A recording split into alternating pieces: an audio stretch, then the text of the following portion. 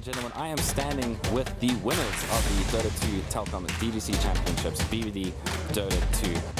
The GG is called. Bravado Gaming are your Telkom DGL Masters champions. The Kings are kneeling right now because WRG are all over them. They're going to pull back Odu. He gets off a really good ultimate, but the tornado disrupts it once more. Bravado's falling apart here. They're about to be facing Megas. It's done. The GG's called.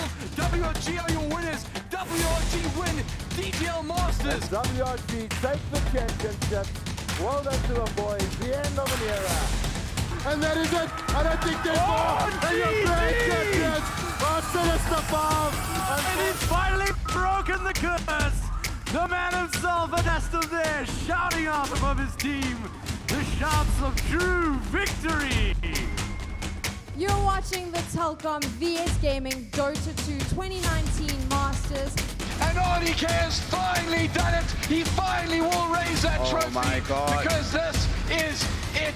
It is decided. And that, ladies and gentlemen, that is GG! Goliath Gaming.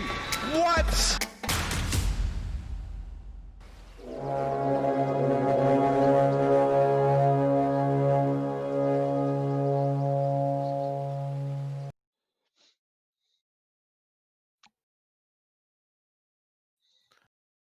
Good evening, ladies and gentlemen, boys and girls, and welcome back to some VS Championship Dota. We have a cracker lined up for you this evening, but before we get into the game, I'm going to be joined by a couple of friends here. Being joined by 2.0, the one and only Adestam, and 626. It's a mid lane convention happening here. Gentlemen, how's this tournament been feeling for you? Day one's out of the way. You both have played, am I correct? Adam? Yeah, we both played, so yeah, we both we won our series. I'm not sure how 626 did. Yeah, I don't know how many. I don't know how much tipping he was doing to the enemy mid there. No, it was my team tipping the enemy mid there. The good guy 626. Yeah, he's not even joking. His team really was tipping the enemy mid. I don't think Phoenix was enjoying that too much. Well, I wouldn't have been if I was him. Oh, you guys like the tilt marshals? I did watch some of that game, or most of that game. But yeah, just talking about your games that you guys have played, because I think if we look at it, I think there were just two other separate games. I think Adestam, your game just went pretty smoothly, right? Any hiccups for you guys? Nah, smooth sailing. Yeah, no concerns. 66, things looking good.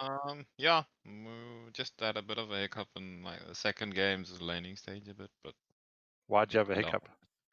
the top lane was a bit messy. I wasn't part of it at least, but we hit timing. So it's your team's fault. Yeah. Yeah, okay. when we were waiting for item timings, and we just waited for that, and then game went on from there. Yeah. Fair enough. I mean, you both threw two teams down to the lower bracket, right? Do you see potentially going to go up against either Rokdai Leify or Kings of Avernus, which will be playing also tonight at the same time? And I believe you guys dropped Carbon to go and play against Salt, who just went through to the next round with a forfeit from Aura. So just looking at those potential matchups, how do you feel about the Salt Carbon matchup coming up? I think that's tomorrow. Happening tomorrow. Yeah, it is. It's happening tomorrow evening. Myself and Cappy will be casting it. I just want to chime in here and say that you guys did a real job on them 66. I feel like it's suffering a loss like that is quite a mental thing, and it'll be interesting to see if Carbon can pull themselves out of the dumpster, so to speak, and come back swinging. And they will be playing against an upbeat Salt side, as I'm sure everyone who's been following this tournament has seen the Salt guards on stream. They seem pretty happy about the whole thing being in low bracket, to be quite honest. Yeah, I mean, how do you guys feel if you get? I don't know. Have either of you ever been dumpstered in your life? What kind of Be honest, question is that? this is a time to talk up, Yes, right? What kind of yes. question is Come that? on. Of I course. want to know. I got to know. Adam, have you ever been dumpstered? It must have Plen- happened once, right? Plenty of times. Okay, good. It's a daily thing in ranked. No, Daily in a abuse. tournament, I mean, because Yeah, we're of talking about these course. tournament conditions, right? I mean, I didn't start at the top of SA Dota. Like, Mm. I started as well, like, I think it was open division back then instead of second, or I can't remember. Ladder now, yeah. Yeah, plenty of times I got destroyed. First time I went to DGC for Rage, I had Bravado in my group in like 2014. So Okay. I've been spanked one too many times. Does that affect you throughout the course of the tournament, or at least that next game, or is it you sort of brush it off like, oh, we sort of expected that? I think if you have realistic expectations in terms of if you actually believe you can beat a team and you get dumpstered, then it's going to affect you quite a lot, right? Like you're actually going to be upset and tilted and stuff. But if you know the team's 10 times better than you, you kind of just you kind of go in there and try to do something and have fun and try some weird draft or something. Like I remember the one game we just smoked up and killed Donnie, and then we called GG. Like when we played Bravado, and it was like, okay, we got our fun out of it. No one's upset. Yeah. So yeah, it's all about realistic expectations, I think. I imagine keeping your morale up is probably the most important thing. What about you, 66? Have you ever been dumpstered? Well, I'm actually still pretty new, so I've got dumpstered a lot by Adam as well. So even by Matt a while back. So a while back, eh? A while back when he was legend. Yeah. The legend is ancient. so, yeah, somewhere there. But yeah, like Adam says, it's more up to your realistic expectations. I mean, if you expect to compete with a team like strongly and you get dumpstered, that's just hard. That's terrible. Yeah. But like if you're expecting to lose against a team, you know they're just much stronger. Try something funny, throw a curveball. On that note, guys, I feel like although both of you are playing for teams that are now in the semi-finals of the upper brackets, you know, you guys are coming from very different backgrounds, so to speak, with regards to your teams. Adam, this is obviously not the first time you've been here, and your team is expected to do quite well. And Henku, with regards to Omnis, I'll be interested to get inside the heads of your teammates and understand what's going on in your camp. I mean, this is the first time you guys have been this far, I believe, in a tournament of this magnitude, and you guys really, really have been playing well. What are your current expectations? What are you guys, you know, looking for or looking forward to in this tournament? Well, I can say we started off last year, well, just playing at the VS Gaming tournament, and then we made a pretty big upset, kicking XD out to 8th place, and I think we secured 6th and 5th place. That was last year, and then this year we came back. We feel much stronger, playing in Prem a bit more than last year as well. And then looking into the tournament and how the teams are seated up, Energy and Vibe is still a bit a tough one, but the other teams is really. I honestly enjoy when it's close matchups. I don't like it when it's dumpstered matchups. Either way, if you're winning or losing, it's nice to see like really competitive games. But then like I said, there's a lot of teams very close. I think most of us is fighting for the third place spot. We realistically feel we can get the third place spot. Okay. So we will definitely be heading for that. And with regards to you know, the energies and Sin Fives, do you guys think that you? There might be a few curveballs being thrown at them. See how. Oh, how yeah, they okay. look. Are you paying attention, Adam? And how's the mindset in your team's camp, Adam? How are the guys feeling? Is it a almost? Are you worried that you guys are going to be lulled into a sense of comfort going into the next round of the upper bracket or the tournament in general?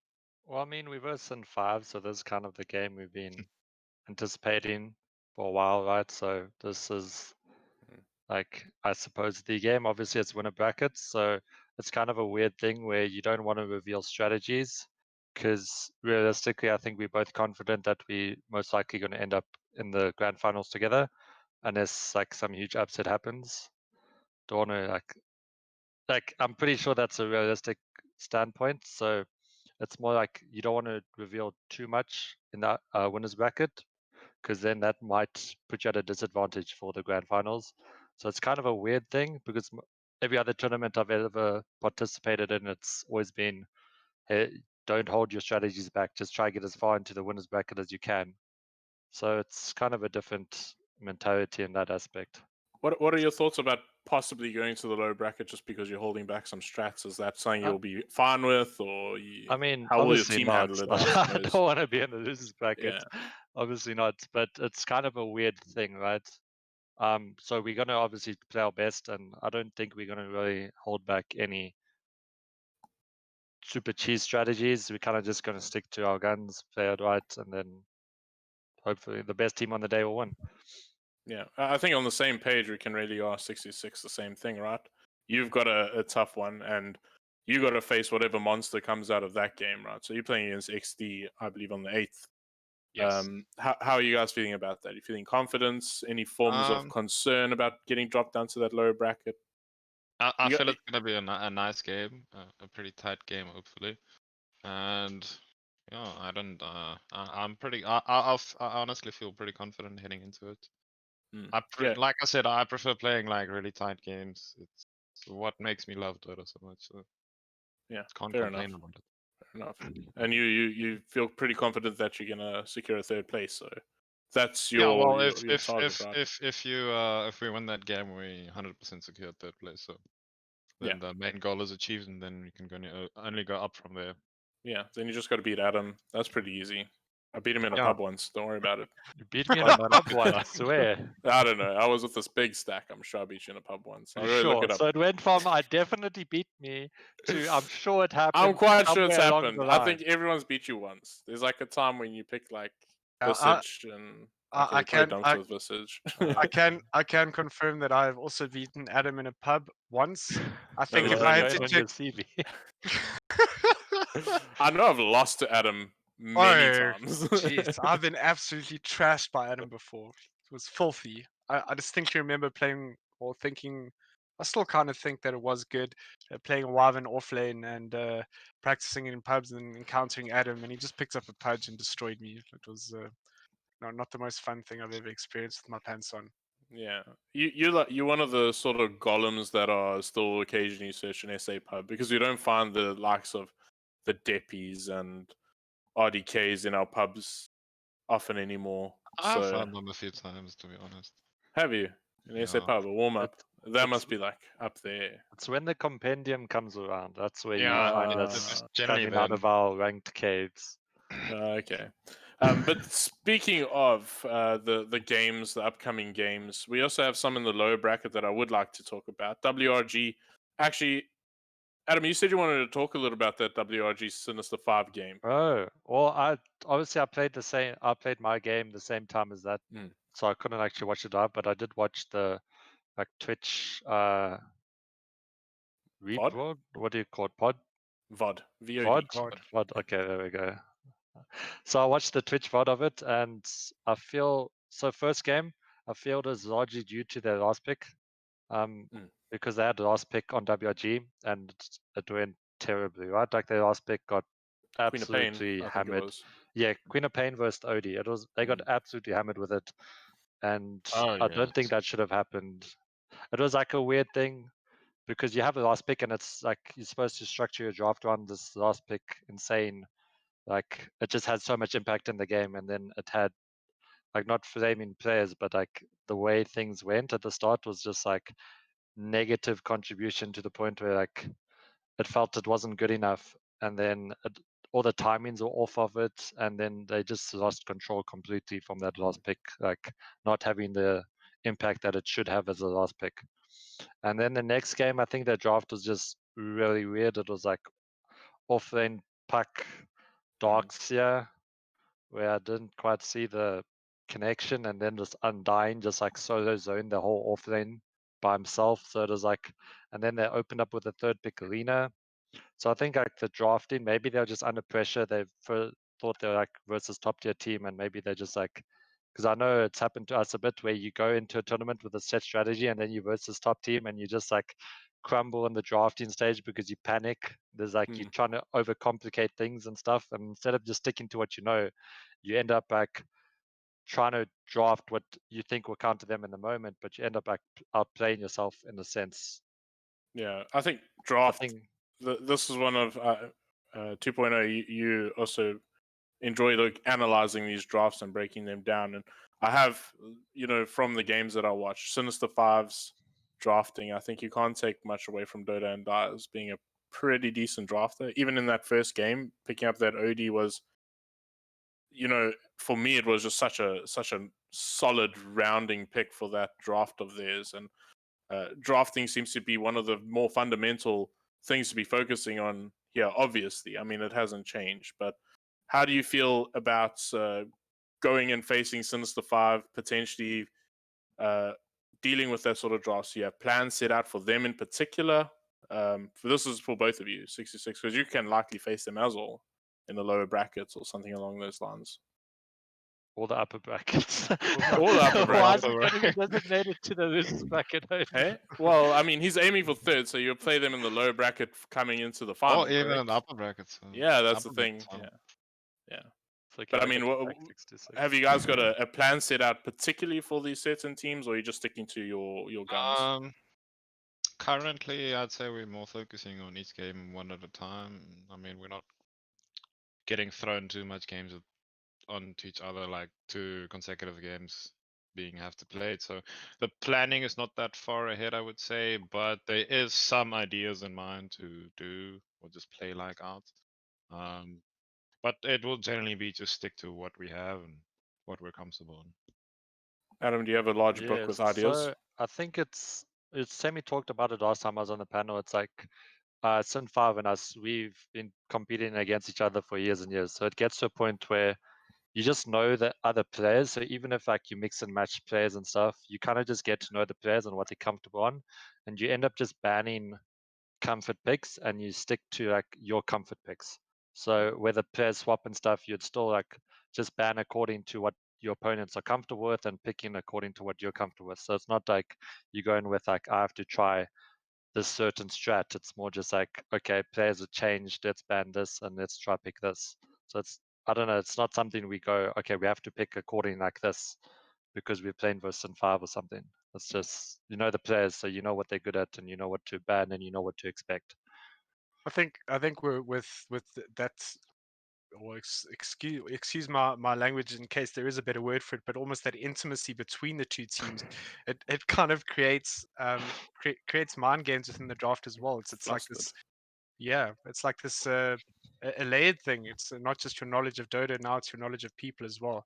I found it very fascinating when you guys play each other. Just I wish I had the brains like you guys do to understand what the hell it is that you're drafting. That is true. Yeah. I mean, I think it would be so nice to sort of like get one of you guys to dissect what was the conversation in the draft. Sometimes I like think about it and I just imagine you guys like no, or there's just no conversation. And who drafts for you guys, Adam? Sorry. So it's Deppy drafts for us, but so how the like conversation goes is otherwise everyone just like goes and does their own thing for the first 10 minutes of the draft, and then we get back and we just like flame Deppy for picking weird things. That's like the one side of it, or it's like we all just sit there from the start and like just talk about it as a team, but it's like depending how we feel or whatever. So that's some confidence, right? if you guys can just walk away for 10 minutes and come back. Well, it's like if someone wants coffee or toilet break or wants to get food or something, because it's very seldom you sit as 5 and you draft, because I think it's like too many chefs spoil the broth kind of thing. So it's normally just 2 or 3 people, like Deppy will just want to talk to 1 or 2 people while he drafts. So we generally like don't always just sit there as 5 talking. It'll be just 1 or 2 other people contributing according to like what stage in the draft it will be kind of thing. Interesting. So I want to just jump onto your opinions, 66. How does your drafting work? I need to know. I just need to dissect because I know with mine, I used to draft for my team. Keep in mind, I made it to DGC twice and finished stone last every time. So I was there though. You have the experience. Participation trophy. Yeah. Yeah. Well, we're also pretty similar actually. Well, Fury is drafting for us. I think it's the first year I play in a team where there's a guy that has been in the scene for a long time and understands the drafting a bit more. So it's a bit different for me than normal, but it is what I've been wanting a lot. So having someone that has a nice and big plan, just like Adam mentioned, just chats a bit with one guy here or there, depending on where the draft goes and what's needed to be picked. And so it's also not all five of us sitting there and just saying what to do. It's more a one direction or one person drafting mostly. All A right, bit of we actually got 10 more minutes before the game does get itself underway. So I want to talk a little bit more about the two teams that are going to be going up against one another. 5 stack and Apes together strong. Adam, I believe you got some intimate relationships with 5stack. As Matt would say, intimacy. Yeah, so I mean, I've coached them on the odd occasions a few times now. So yeah, I know all the players, and when I was doing compendium challenges, I was like playing with them in pubs and stuff. So yeah, pretty much know all of them and their play styles and all that stuff. So the other team, however, I've never seen any of them before, but they did, I believe, Apes Together Strong beat them in the last tournament they played. So I think they've got the upper hand going in. Okay. But I think it should be a nice close game. Anything's possible. I believe in my boys. I'm a bit biased, and I mean like this much biased. Well, I mean, you don't know the other guys, right? 66, do you have any information about these two teams that you maybe want to divulge for us? Well, I have played with a few of the 5stack guys. I know some of them. One of them wasn't a long team a while ago with me. Who is that? 80. 80. 80. Oh, okay. And then I've also played a lot of pubs against most of the guys. So I know some of them. On the Apes Together Strong, I only know the one player, Nemi. I've played a bit against them. He plays the mid, but he normally switches between mid and carry. So I don't you've know tipped him a lot. No, I haven't tipped him. He has. Yeah. So his compendium level's quite high. Well, we haven't played against him that much, so not yet. But you see, a lot of teams like scrimming us because they get a lot of tips. Okay, maybe I should scrim versus you guys next time I need levels. Just remember to die. Does the scrims, do you get levels from that? I think from tips. I think tips go through, yeah, and bounties, I believe. I'm not 100% sure though. I do it anyway, but that's broken. Surely, right? Because I know your what do you call it, consumables also work, the portals and stuff. Yes. So I assume tips work. Okay. Oh well, I've learned something new. That's probably going to be very useless very soon. But yeah, so the two teams going up against each other. Both of you believe we're going to see a tight game at least.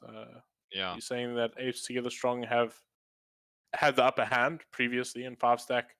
I mean, they've been coached by Adam, so they shouldn't lose. Yeah, they're going to just toy with them for a bit, and then when they feel they want to kick it into overdrive, they're just going to chow them. Yeah.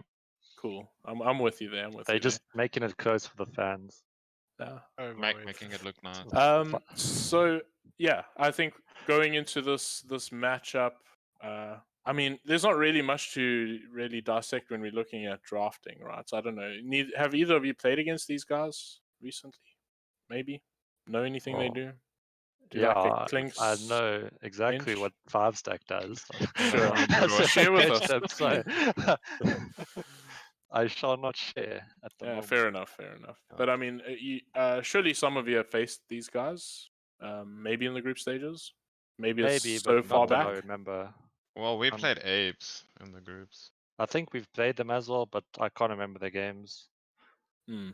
Okay, I think they had a really rough group stages, and that's something I think we can't take much when we look at their standings and how they got seeded, because Group A admittedly was way more difficult than Group B. It builds character, so it's fine. Builds character.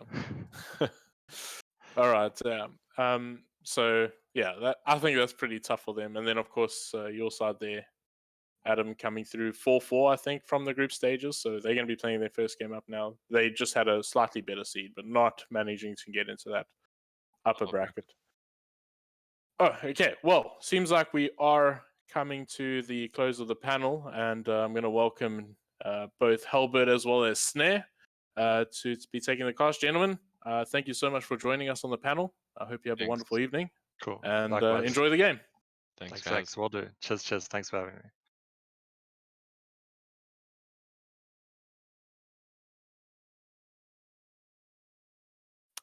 All right, welcome everyone. It's great to be here. As mentioned, we are going to be casting 5-stack versus Apes Together Strong. I'm very interested in this matchup. I think, as the panel was saying, there's a better knowledge of 5-stack. I actually also know these players quite well. I played a lot with them in just regular SA Dota, but I'm looking forward to seeing what they can do in this kind of competition.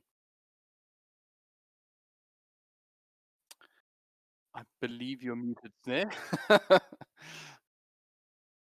You know, over the years, you see, the thing about a team that you don't know anything about, right?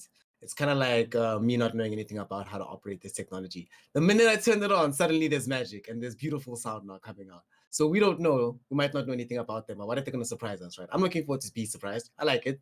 You know, 2020 has been a lot of negative surprises, so maybe a positive one will be a nice, close, tight game with players we don't really know much about, bringing us new things. I'm always hyped about that. Actually, what is Ape to get the strong seed coming into this? Do you know? I don't know, actually. So we're gonna find out. But I mean, must said, I do think 5-stack just on like paper they look really good. But I think it was mentioned that the last time these sides been in a tournament that Apes Together Strong won. Is that correct?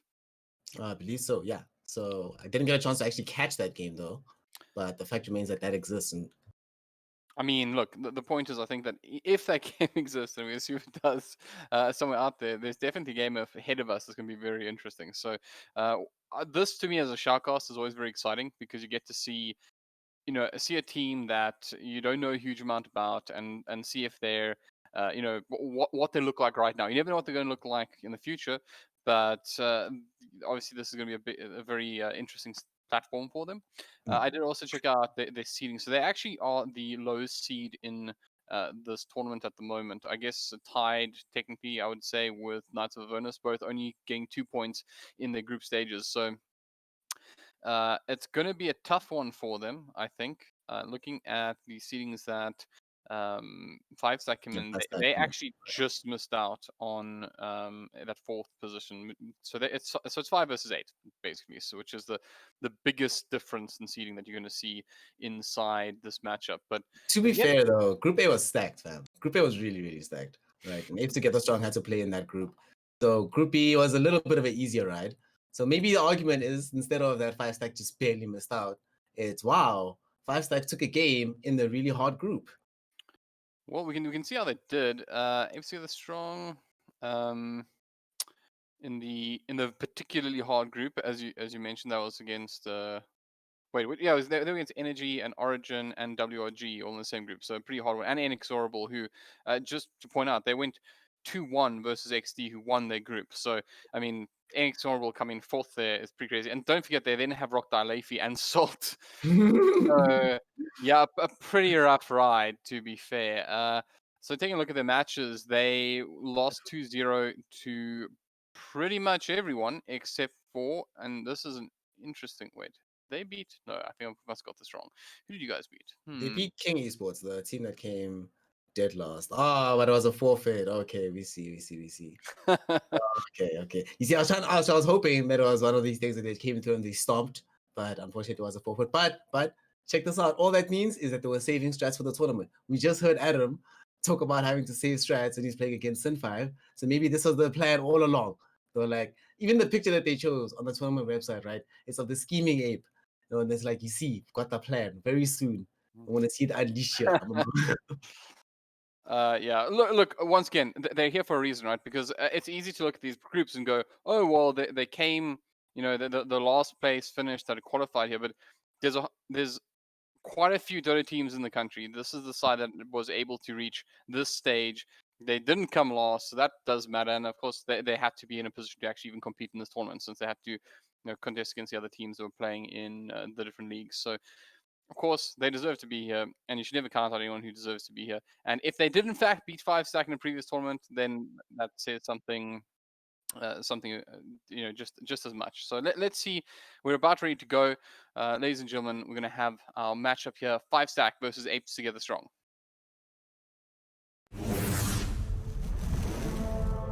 5stack versus Apes Together Strong.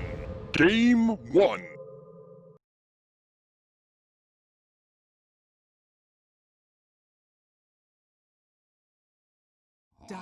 All right, welcome back, everyone.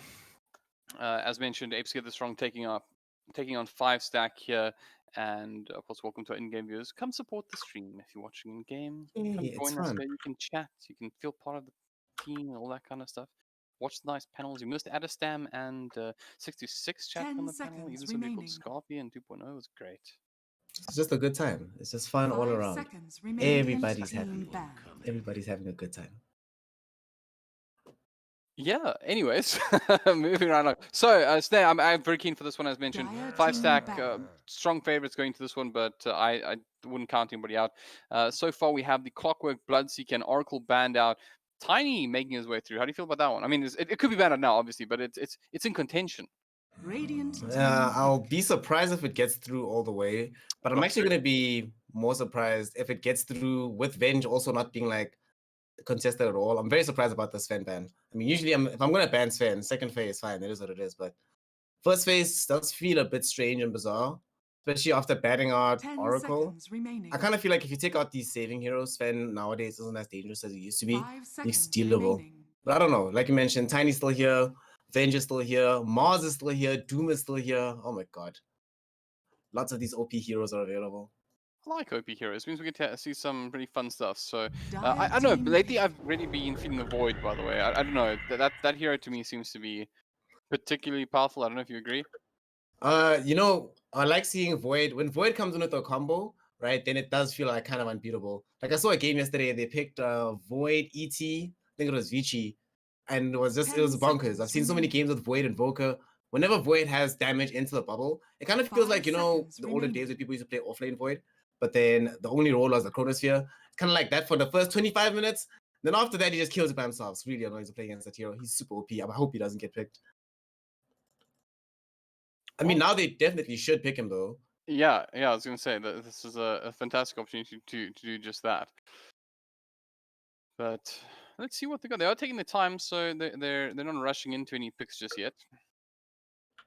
I'm still keen to see all these broken heroes come through. So I want to see some nice broken stuff. Some Void Spirits, some Bat Riders. That'll be good. You don't want some Void Spirits and Bat Riders there?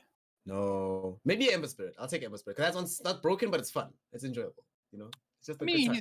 He's up there. I think let's see where they go for. So they have interesting. This is actually the second IO game I'm going to be casting in as many nights. So we saw IO come out yesterday, and it looked good for a while, but never really got to do its IO things. To be perfectly honest, it was it was Ominous versus Carbon, and at some stage Ominous just decided that the game should be over, and then IO kind of disappeared. 5 seconds remaining. I couldn't really do anything at that point. I'm kind of hoping that this is... Yep, there we go. Beautiful. Oh, Phoenix Void. I really hope now... They had to have known this was coming, right? So now the priority and the responsibility will be picking heroes that won't always get caught out by the Faceless Void. In terms of IO partners, the only one that comes to mind right now is Gyrocopter.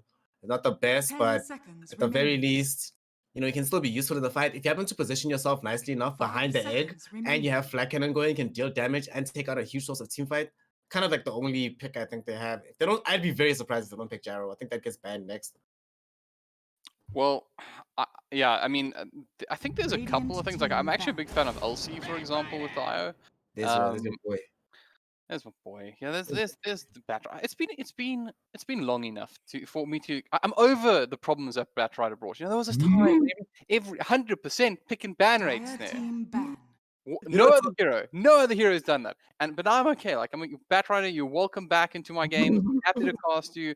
You're in a good space right about now.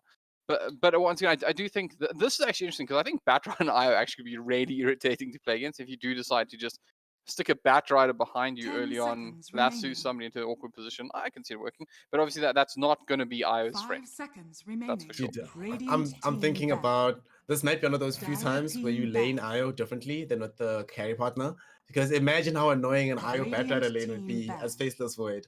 Oh my god. That lane would actually be impossible. You'd be hating life all the time, but it's unlikely to happen. Like you say, they're already trying to ban out some potential friends. Spec ban's kind of weird, but PL makes perfect sense. And of course, you have to take out on Volca when you're playing against Faceless Void.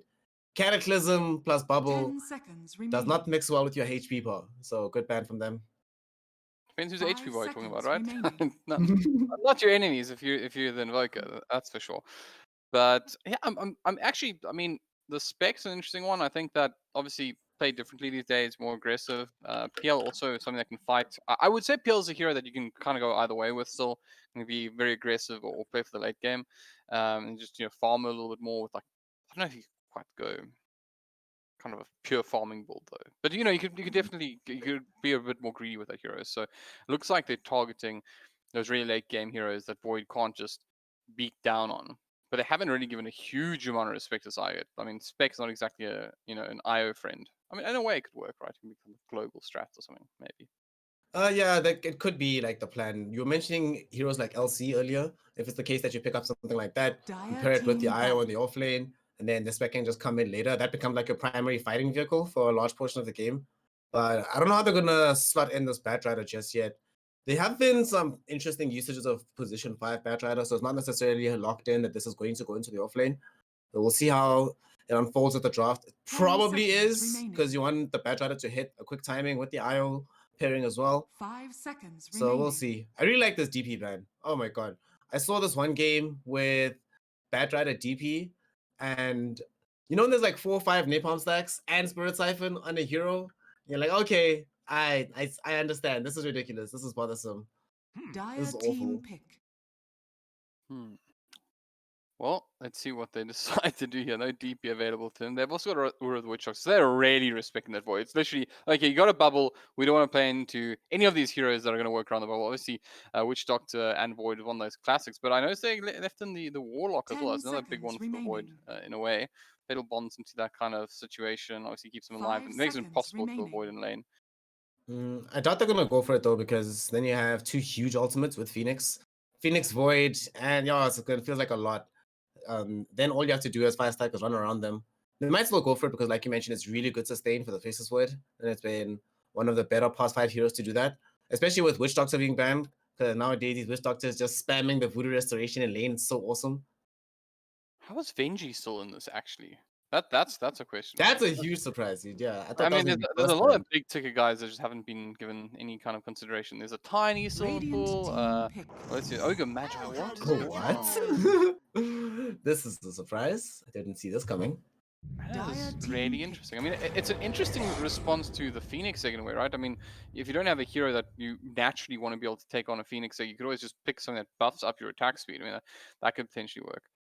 But I think it's that, as well as just they're going all in on whatever carry they're gonna pick here. They have last pick, so whatever last pick hero they're picking to pair up with Daya, they're like, all right, okay, go kill everything. This is gonna be a 1v9 game for the carry player here. It's gonna be fun. This Abaddon is gonna be really annoying though, because now they actually have no lockdown on 5 stack, right? Yeah, but I'm also super confused about this as well, because we're just saying how the Vengeful Spirit is being ignored. And maybe I'm going crazy here, but like you have a Bat Rider, one of the classic counters to Bat Rider, Vengeful Spirit, very strong hero at the moment, and you don't pick him up as Apes Together Strong. Do you think that's a mistake, or do you think they just know something out of it? I definitely think you have to pick Venge right now. Not only is it going to be great versus Drow to be able to like help get closer to her, you get the damage buff, right, that we were talking about that this hero gives you. You're definitely going to need Vision to play against Bat Rider. The swap's a perfect hard counter. You already have an Abaddon, who is the other counter to Bat Rider. So then you basically completely nullify this hero. And you're playing against Io.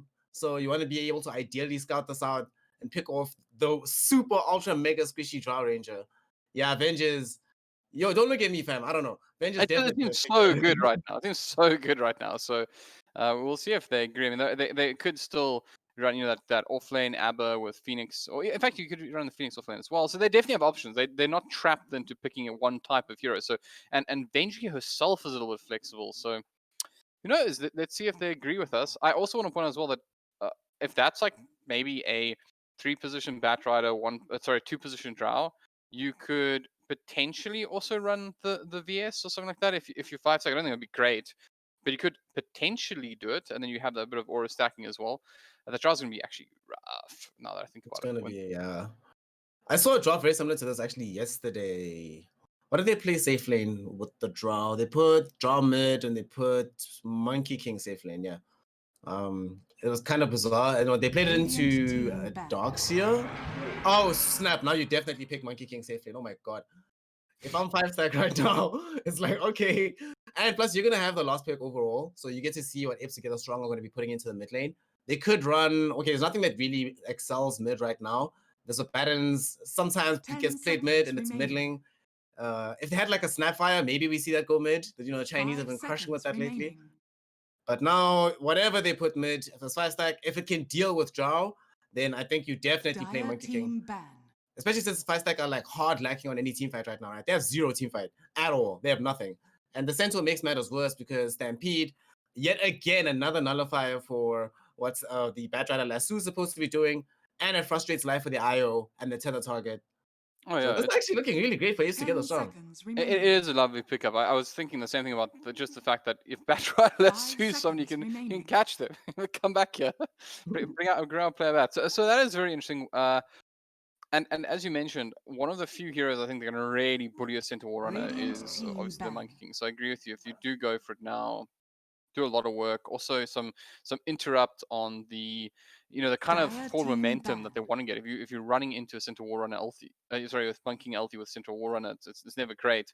Not a great feeling. And of course you can also pop that outside like a Chrono, for example, just to zone some of the teammates that come in. So I quite like the idea of Monkey King, and you need something a little bit chunkier than Ogre as well in front lines at the moment.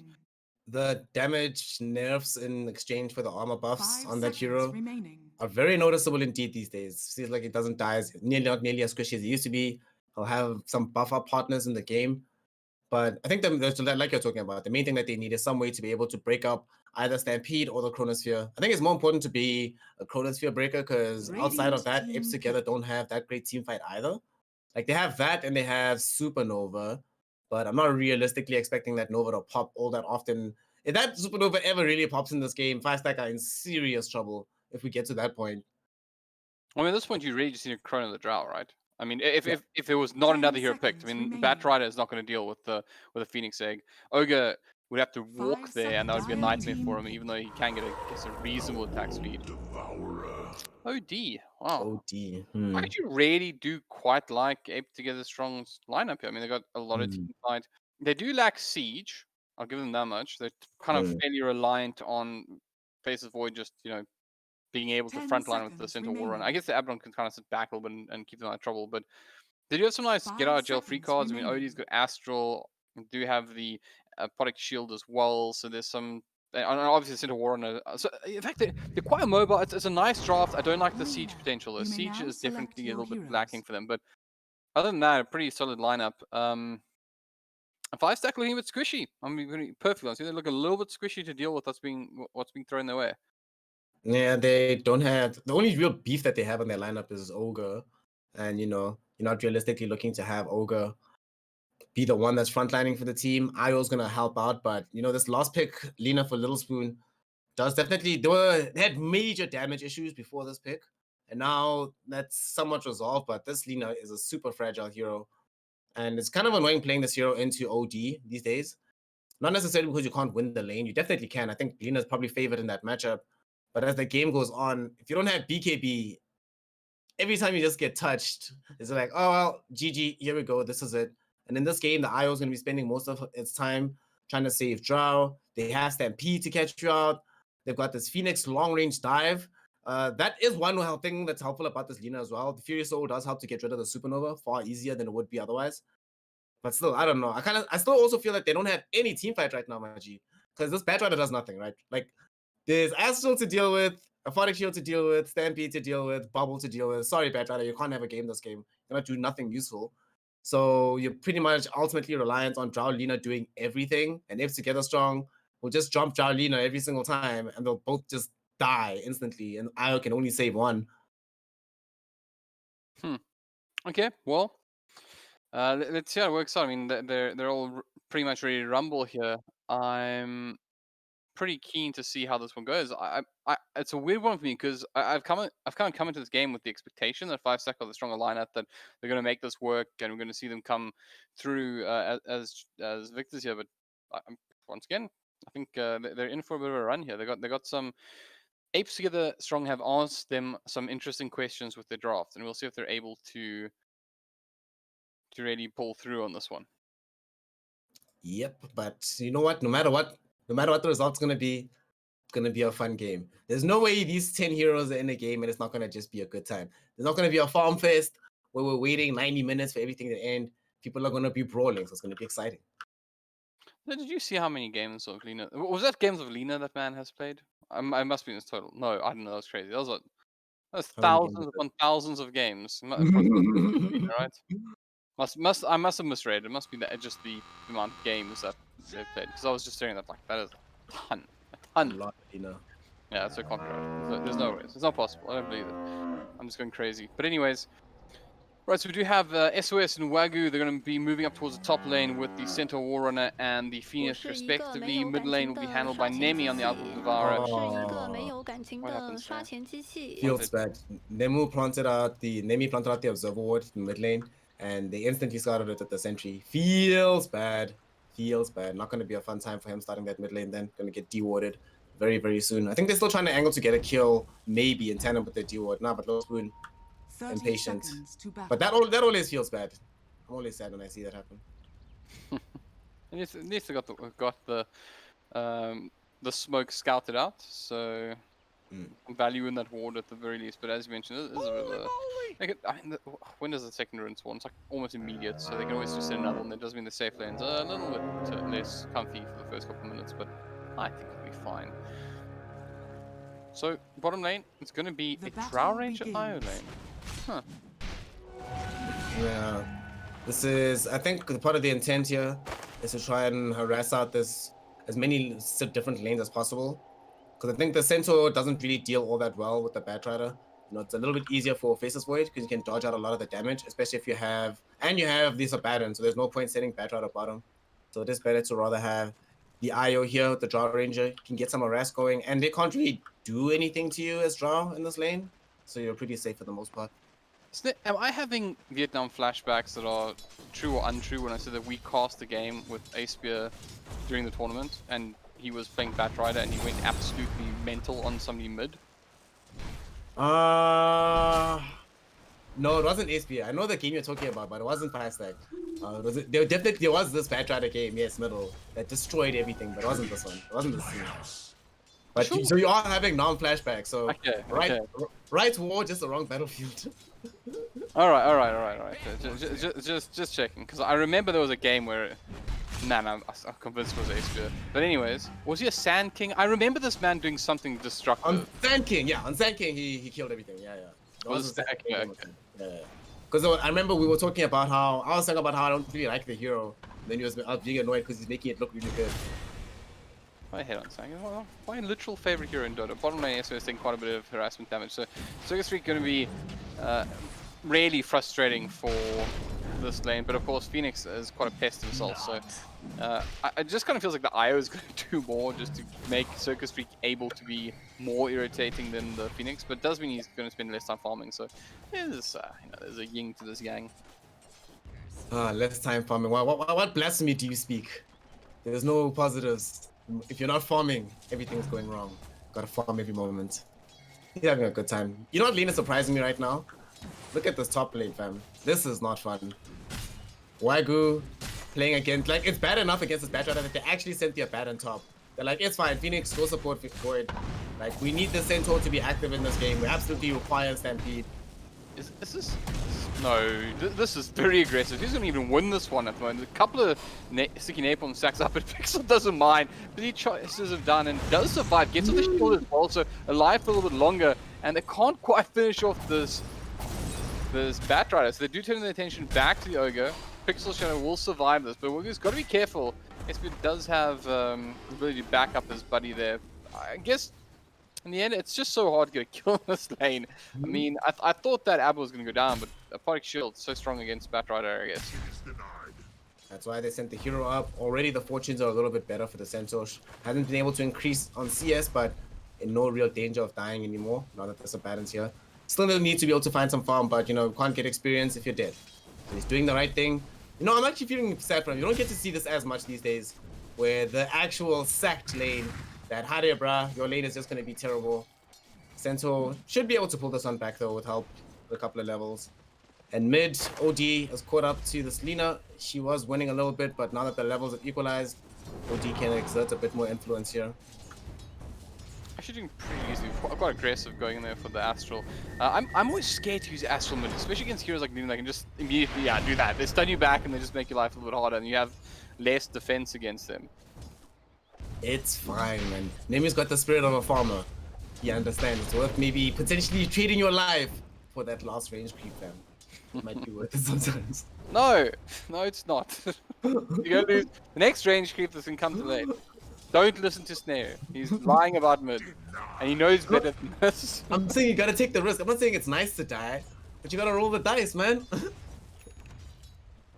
well, Little Spoon actually gonna likely pick up this inverse. Don't think he's gonna do much with it. Doesn't have a huge amount of mana.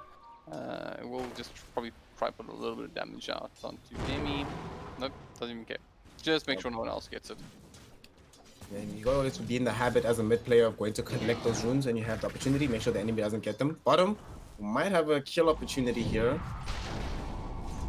It's so hard though with Io. I mean, they've done a lot of work, but they're gonna need another bash or something to finish the job. You can see Sox3 will survive this one.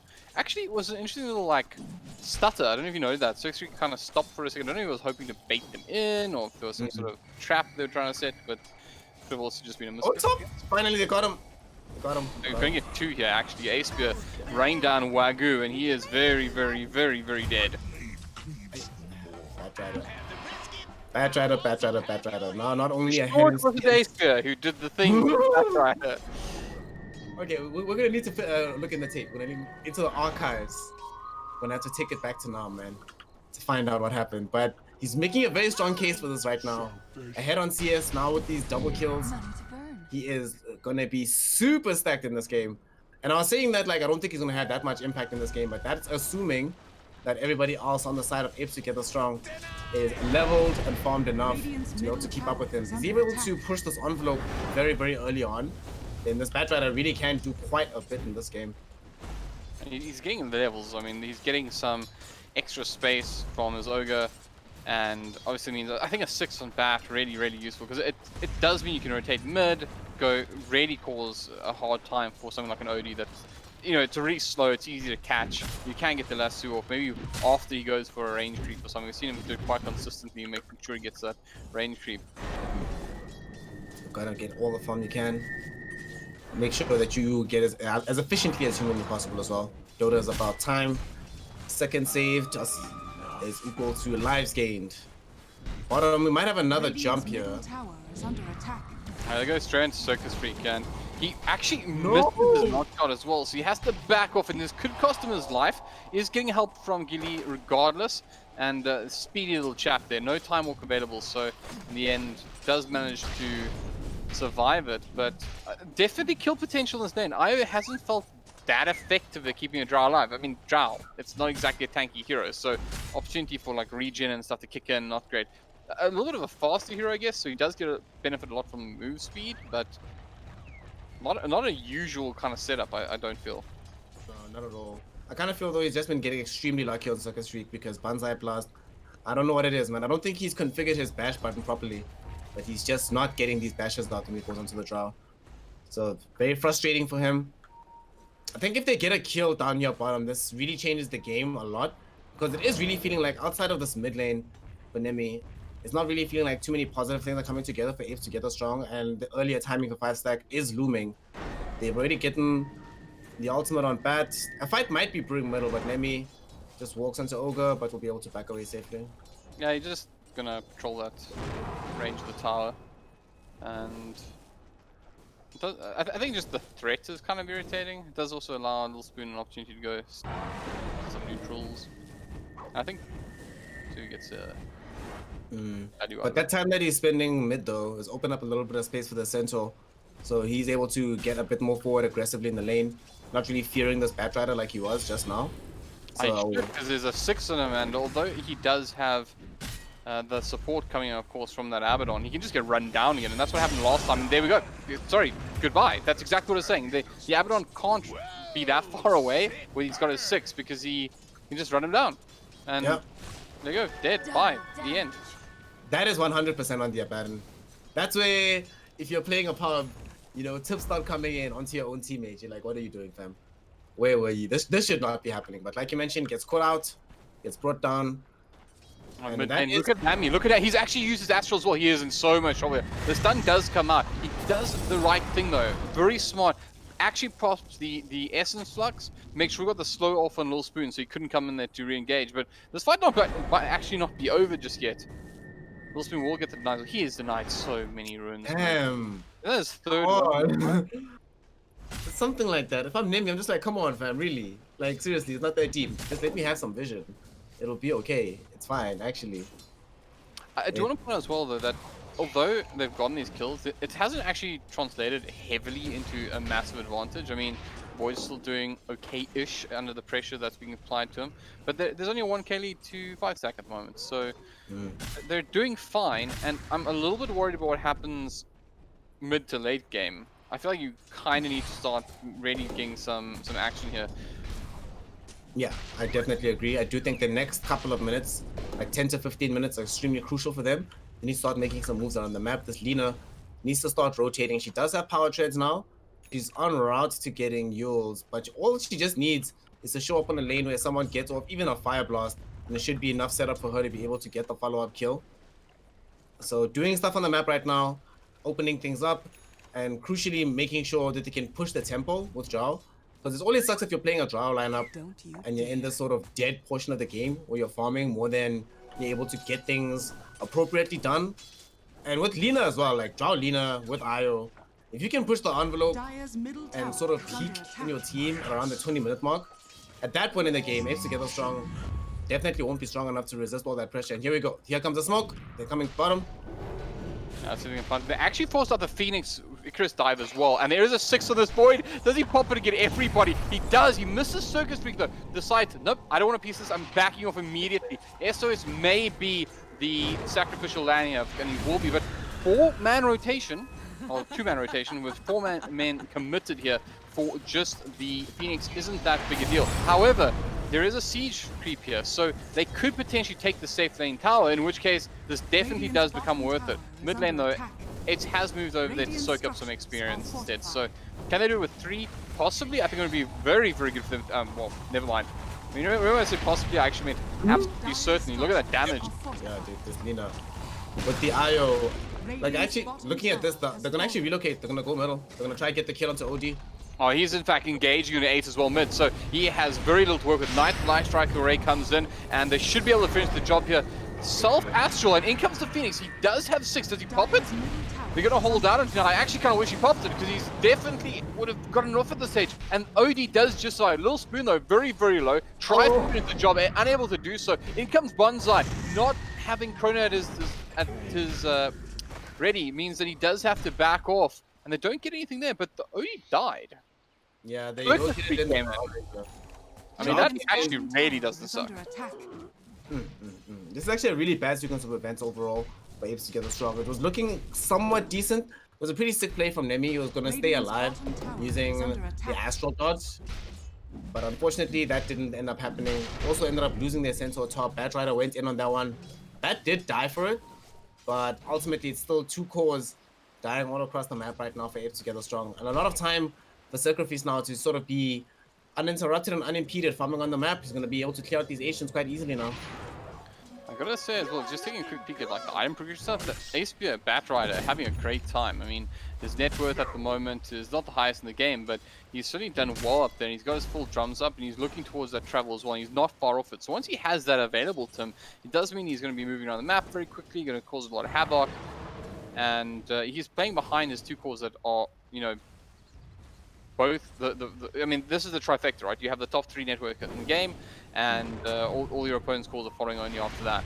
It's not a huge margin though, but for Nemi, the OD, but it's more so concerned about like the Faceless Void sitting at under 4K at this stage, as well as the Centaur Warrior already having a bit of a hard time top.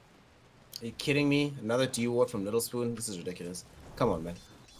I don't think I like this Tranquil on this Centaur, by the way, in this matchup.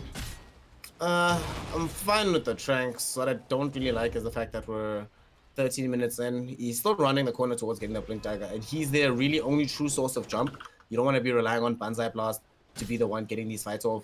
Like, even that initiation that we saw happening around the mid lane, imagine if the Centaur was able to TP in there and get the Blink counterplay going with the Stampede. Might have really changed things around for them. And that's an option that they desperately need. So I'm really needing him to finish this Blink Dagger come hell or high water. But that also means that this is a perfect time to kill him. Relocate is back. Laguna Blade is back. You already have the Batrider position top. It's time to kill, baby. Drums recharges already. And he's getting BTs. Let's go. Let's go. What are you waiting for? Let's do it. Oh, BT's in the way. Also, looks like they'll possibly deny mid tires. Yeah, Fight's actually deny mid tower as well. BT's on the way to Batrider, as you mentioned. I think a fight. It feels like a fight is coming, doesn't it?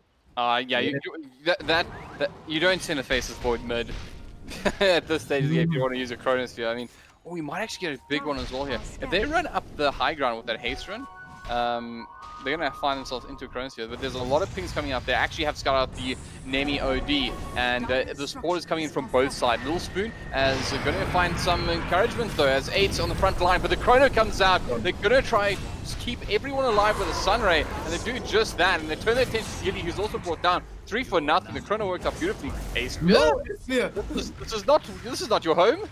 You do not belong here. We'll back out eventually, but certainly feeling a little adventurous.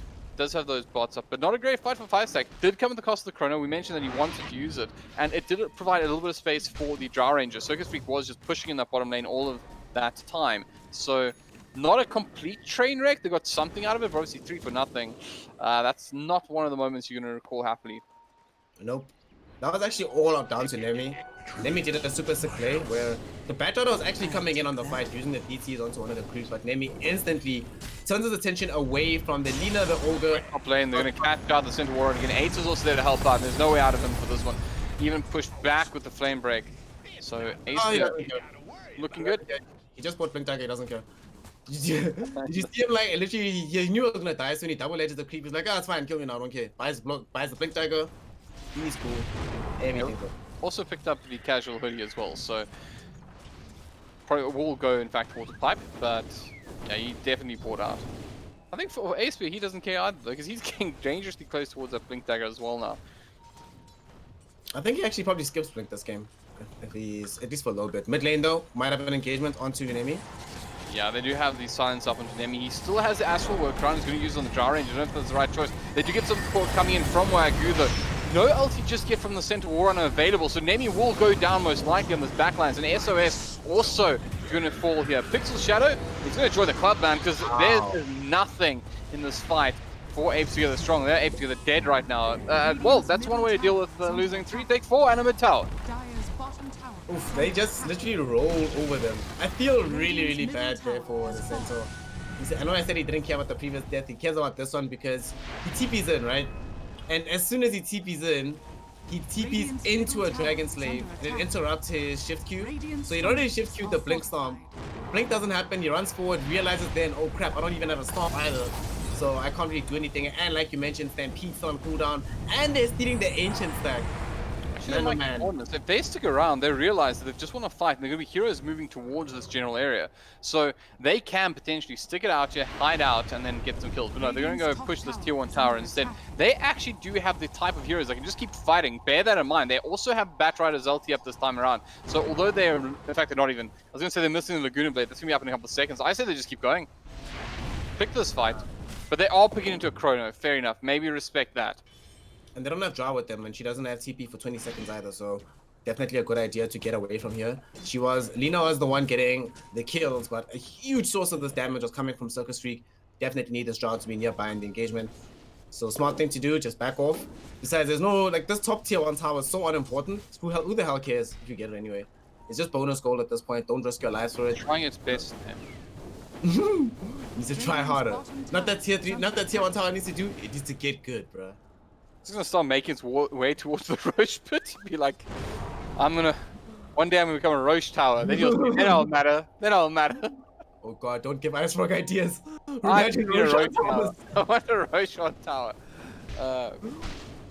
You know, like a level 1 ability that allows you to plant a neutral. Excuse me, level 1 neutral that allows you to plant a Roche tower. Slightly imbalanced. What do you say? Only a little bit, but you know. We were talking about you like imbalanced things, so let's put it in, fam. And actually, no, that should be. And then after that, the next change you should make after you get Aegis number 4, you get to spawn a decoy Roche, where if the enemy kills a Roche, they get nothing for it. Or they lose a hero. Like Aegis. You see the Aegis on the deck, you pick it up, and then you die. What? It feels like the Aegis in that life. But smoke has been used here by Apes Get Strong. They're deep onto 5 stack. But are they gonna rope him? They walk straight to Ace Spear. He does manage to get off the Firefly, but they should be able to bring him down before he can respond and do so. So unfortunately, not able to just kind of jump out of harm's way. Just said, by the way, you called it right. He's not going for the blink tag. He's actually going for the Shiva's Guard. And man, this guy's farmed. Like, he's not even the most farmed in the game, but just for a Batrider at this stage, it does seem like a lot. But Wagu's found some food, and it's going to come in the form of Ace Ogre Magi, who's brought down. They haven't actually committed the Chrono yet, so this is pretty significant. You would expect that the 5 stack are pretty keen to just wait for Chrono to be used and then immediately push as a team. But they've managed to find 2 kills without having to use Chrono. Admittedly, only one of them is totally significant on the Batrider since Ogre doesn't care. But still have Chrono up. You can still use this. You'll get it, push another objective. And there is a safe lane tower that is in the top lane that definitely does matter. They can go for it. Looks like they're thinking about it too. They're all moving towards that top position. They want to fight, fam. They don't care about that tower. They want to fight right now. They want to find somebody and kill them. If they can catch out this draw, Circus Freak is actually in a little bit of trouble. They scan out, but they might actually assume that this is a Roshan play. But now that they moved out, they know that this is a real play. They're sending Little Spoon maybe to go investigate. I think they saw him. This is not good. This is just cause in the way. One of them's dead. That's a really nice attempt at the man to dodge, but Circus Freak, oh, he's still alive. No, surely you don't survive this. Ace comes in helping out. Body block for sure. Doing everything you can, but they're going to go into the back line with the Phoenix. In comes the Egg as well. They didn't get off the Chronosphere though. They're going to bring down the Egg pretty easy. In goes Wagyu. Managed to get the stump off and bring down Circus Freak. But this fight is still very much on. Chrono on to 3 though on the back line. Bunside. But no, Nebby walked into it. They don't quite have the damage to finish the job. They're going to lose the Ogre, but in return now, it's 5 stack with their tails up, and they're going to hunt down both Nemi and Shadow for sure here. Shadow doesn't have his ulti either, so he will fall down, and in the end, it does manage to go the way of 5 stack, who pick up all 5. And I can't help but feel it's just that small misplay by the Odie. He walked into the Chronosphere, wasn't able to get the damage, and the rest is history. 9k goal advantage now to 5 stack. Massive fight for them. Okay, a lot of things went wrong for them in that fight, right? But it all started with the initiation onto the Draw Ranger. They all decide to stand in front of her as they're dishing out the damage, so they're all within the direct cone of getting gusted away. The pushback is pretty far, so that gives Draw Ranger long enough time to get back onto the far side of the fight, bringing in reinforcements. And when the Chrono comes, like you mentioned, Nemi, it was a golden opportunity to turn things around. And at that exact moment, a few 2 units going into the bubble, stay stuck, and you saw how much damage came out of the Astral, right? And the ultimate. If he stayed outside of the bubble, was able to cast those out, and maybe get off the imprisonment onto Lina at the same time, then they win that fight for sure, guaranteed. But unfortunately, it all goes south. They're gonna stampede again, but yet again, the only prize is an Ogre. Man, Yeah, Unless they jump this thing. do they even get the Circus? They do have the range on the Astral, so they do find him. But Circus speaks in, they realize no Chrono, but they are going to try re-engage. If Bonsai gets bounced around a bit, Apes should fall down on the back lines there. But they're charging in this void alongside Wagyu. A lot of damage coming to the Ape. He's going to pick up one with the lasso, and they do manage to bring down one. But nice defensive Astral, going to buy a little bit of time for the faces void. But he's immediately silenced up. Also tossed in the air, should be brought down as well. No, they missed the light strike array, but the silence still available. They finish off one. Aspia very fast, wants to try beam down onto somebody, but he doesn't have a huge amount of options available to him. His team's not nearly as quick as he is. Nemi does get out the Astral though, so in the end, they are able to retreat, but they do lose two. The only real good news is that when Void comes back up, he will have the Chrono available, so they can try do something. But right now, it looks like 5-stack totally have their number. Yeah, I actually don't even understand that fight, right? Because after you pop Stampede, if the duration of Stampede ends and you don't actually catch a hero, and the only person that you find with the Astral Imprisonment is a Void, or an Ogre rather, +5, you just give up on the fight, you let it go. Because then now you jump it takes way too long for you to actually get the damage. You only have one Blink Dagger on your entire team, so you don't have any reach. Then suddenly you're taking a fight right in front of their tier 1 tower. They get the IO and the Lina in without even having to commit the full reload. They wipe the fight, take the Roche. Good times. Everything's suddenly easy on the map. That felt like a fight of desperation, right? Because like you said, they didn't even have the Chronosphere available. And if you want, and at this stage of the game, you can't really afford to be going for smoke ganks onto supports. And those are the only heroes that you can actually realistically kill without the bubble at the moment. So that was a very, very bizarre move. Apes together strong, I think, feeding the nerves a bit here in game number 1. Now, of course, it's really showing. I mean, take a look at the net worth at the moment. It's sitting at 15k, pretty crazy, and the XP as well, mirroring that at 15,000 as well.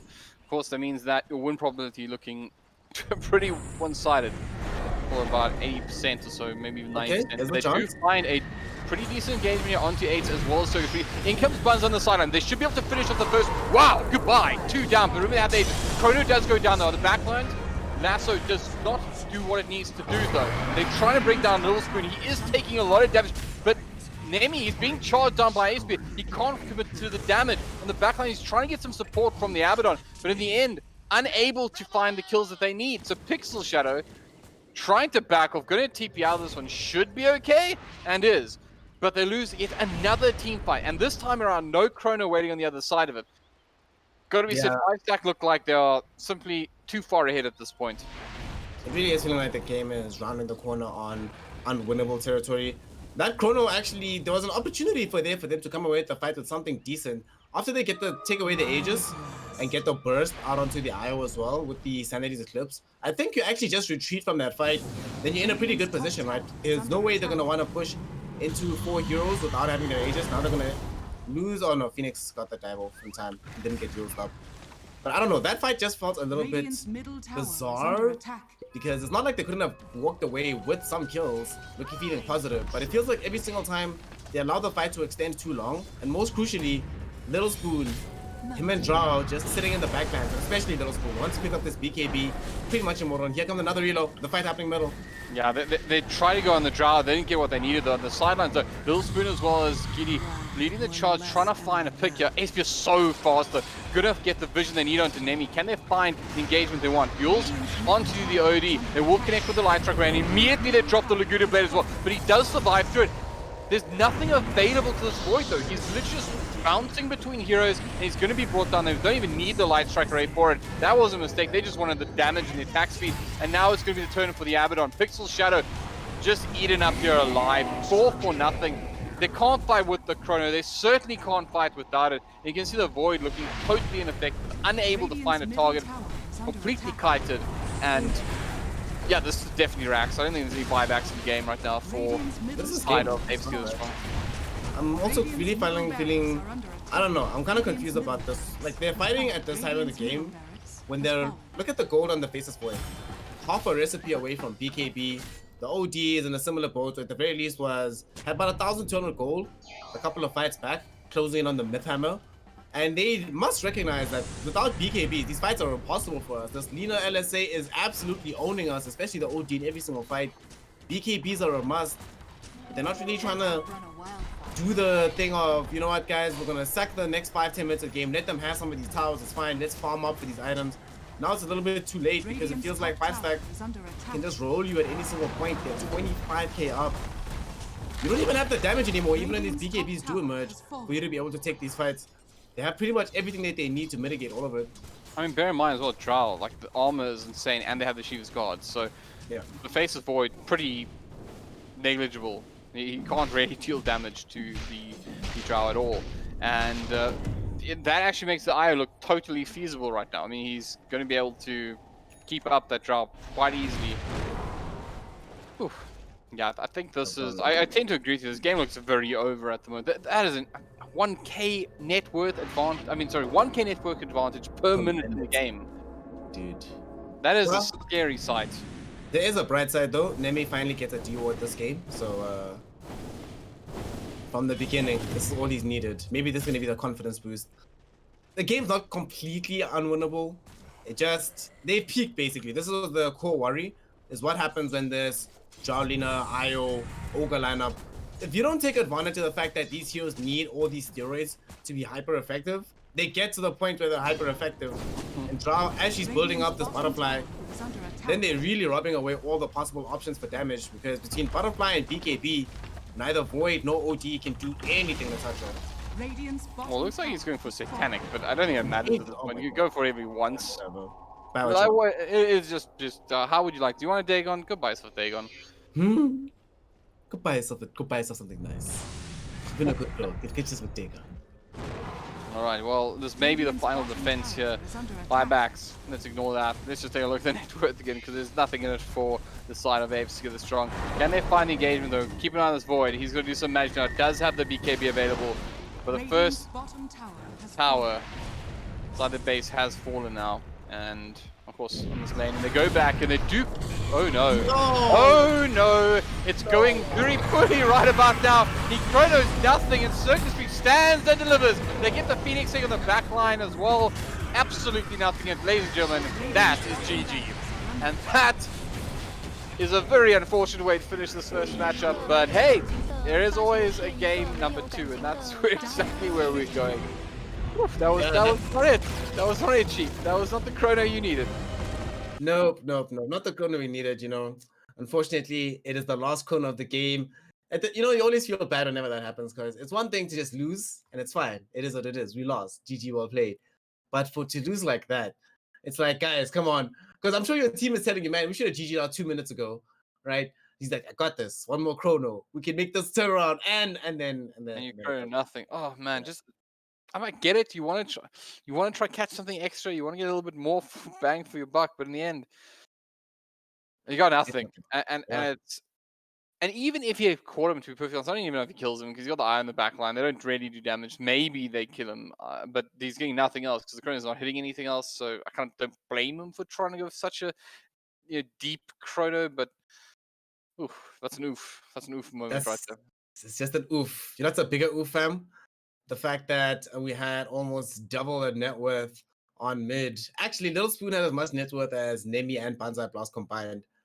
Kind of a big oof in terms of how this tells us a lot about how this game was going, right? Man ended the game 12-1-6 on this Lina. So he didn't come to play today. He was serious from the get-go, from the jump. He's like, I'm gonna show you guys that. I mean, come on. From that, but when I knew he was gonna be serious when he got that early D word, it's like, okay. He's not here for fun and games. He's here to win. 20,000 damage on the Lina, easy times. No, I think that there was hope, if I'm perfectly honest. It didn't feel like it was always one-way traffic. In fact, the early stages, the laning phase, it seemed fine, like-ish. Definitely, I did feel that that 5-sec did go ahead and win it. But it wasn't a train smash. And then just, I don't know, maybe one chrono shy earlier on to get like good team fight or something. But hey, look, as I said, we have game 2 to go through in a minute, and hopefully Apes Together Strong can bring us to game 3, because once again, it's my favorite quote as a shoutcaster. We always get to hope that we get to see the most amount of Dota possible, and of course that'll be game 3. But 5-sack making it look a little bit tough right about now. But anyways, we're going straight to a promo, and then we'll be back with some more Dota 2 action. It is a culmination of a year-long league. These are the best of the best our country has to give.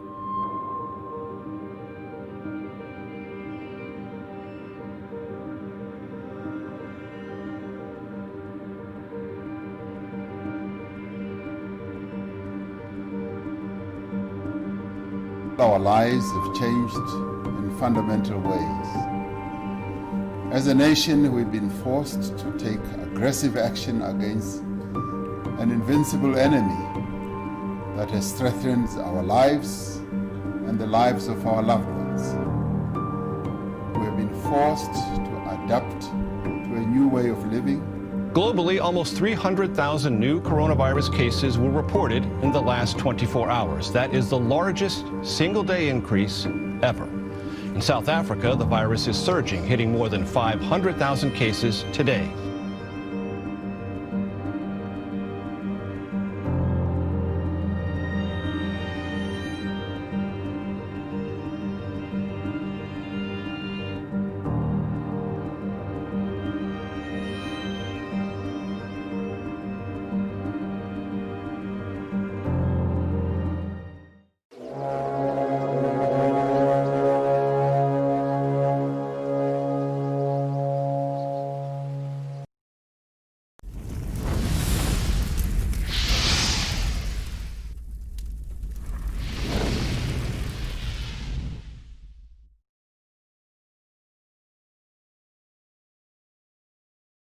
So, gentlemen, are you ready for this quiz?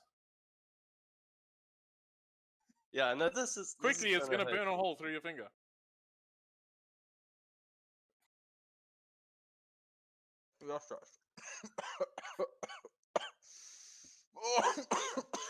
Dude, no.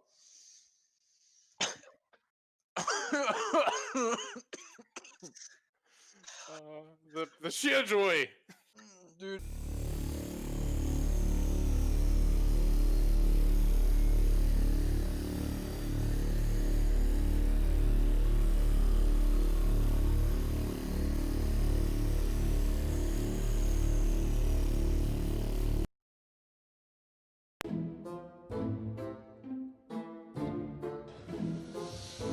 Waiting championship for absolute fantastic. Team Fortress League.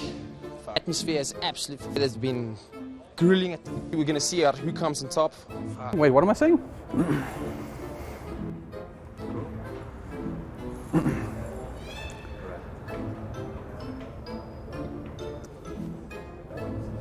What was the line?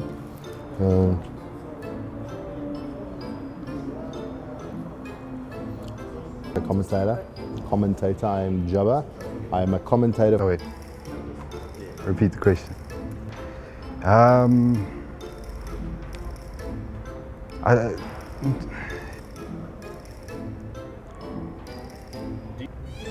Repeat that. Do you think we'd see a more interesting selection of heroes and whatnot from Bravado? Maybe something a little bit more serious.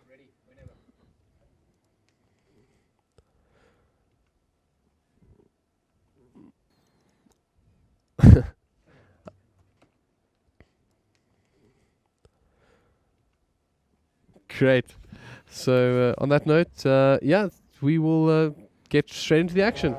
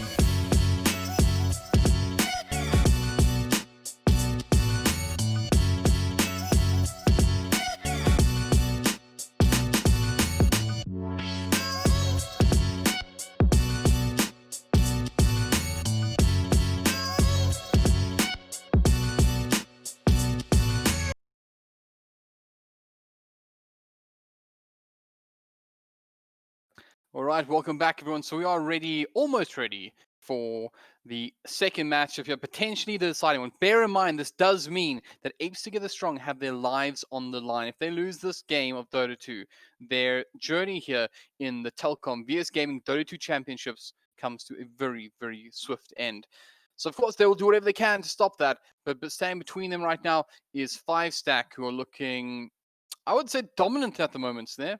Yep, they're looking really, really good after that first game. And you can tell when a team is playing confidently on all cylinders, right? They're playing cohesively as a unit. And you could sort of feel it that they're like, oh, we know exactly what we're doing here. It wasn't obviously a perfect game, nothing is, but they showed a lot of promise. I think they're looking pretty good for a good progression in the lower bracket. And who do they play next? The team that wins this one does have to go on next to play, I think it's Duck, right? DC. Yeah, it is DC that comes next for any of the teams that comes out from this. Was No, it XT? so the Oh, team it's that inexorable. wins this It's one inexorable. will play, Yes. will play They Inex, play and inexorable. that is an That's incredibly a tough very tough matchup. game. Like your reward for winning here is to play against the team that managed to go 2-1 against Energy and against XD in the upper bracket. And XD, of course, finished. I actually believe they were the first seed in their match because they drew up against Sin 5. And admittedly, there was a 4v5 and then that series in one of the matches. So they drew up against Sin 5. But Sin 5 dropped the match to DUC, so they actually finished first in their bracket, and you know they went and Inex went 2-1 against them. So they're definitely not to be trifled with. And it's a big ask for, I think, either of these two teams to go up against Inex. But I do actually think 5stack is quite a respectable side. They have a lot of strong, I would say like strong South African Dota players. Like these guys aren't weak by any means. But even then, they still have to get through Apes Together Strong, and you know you never know what happens. So don't start looking too far to the future just yet. But I believe we are pretty close to going already here. So Snare, what do you think? 2-1, 2-0? 2-1-2 and with the reverse sweep? It's looking like a 2-0, right? Because not only was it the case that 5stack was playing like a well-oiled machine, but Apes Together Strong were clearly not feeling that good about the game and about the team positively as the game expanded. You know, you can only tell when the team is losing morale as they're losing the game. And there was definitely all the signs are there, you know? Smoke ganks before ultimates already, movements when ultimates are past used, no BKBs until the very dying moments of the game when they can't do anything. So usually when this is happening, 2-0 is what ends up happening. So I suspect that's what we're going to see here today, but we can be surprised. You know, nobody expected the Apes and Planet of the Apes, but it happened anyway. So we gotta keep be on our toes right now. No one expected. I mean, hey, maybe that's exactly what happens here. So let's chat a little bit about what's going on elsewhere. As there is there's some other games obviously going on tonight. So I think, if I'm not mistaken, it is Knights of Avernus versus RDL. Obviously, the other two matches actually were won as a result of forfeit. So Salt beat Aura due to forfeit. It was actually a bit sad. I saw Aura advertising the need for two players. Can't be great, like reaching this point and not being able to actually field the side for such a prestigious event. And of course, GAC also pulled up, meaning that Volt Gaming went ahead and won that one. Unfortunately, it is the case. It's been one of the banes of South Africa over the years that this keeps happening, stuff like this, you know, when you end up just losing a player. But, you know, it's getting better over time, slowly but surely, we're getting there. I kind of think that one of the great things about tournaments like this is that you get to have that long form where, at the very least, it's happening less and less, right? None of the teams that are here outside of them have actually indicated that it's a necessity that they get new players. Everyone else is sticking together, win, lose, or draw. You know, they're staying together strong. Might not be Apes, but everyone's staying together strong, which is good. Some stability in the scene is always nice. Yeah, it's certainly something that we've seen in the South African. I wanted to say scene, and I wasn't willing. I just wasn't willing.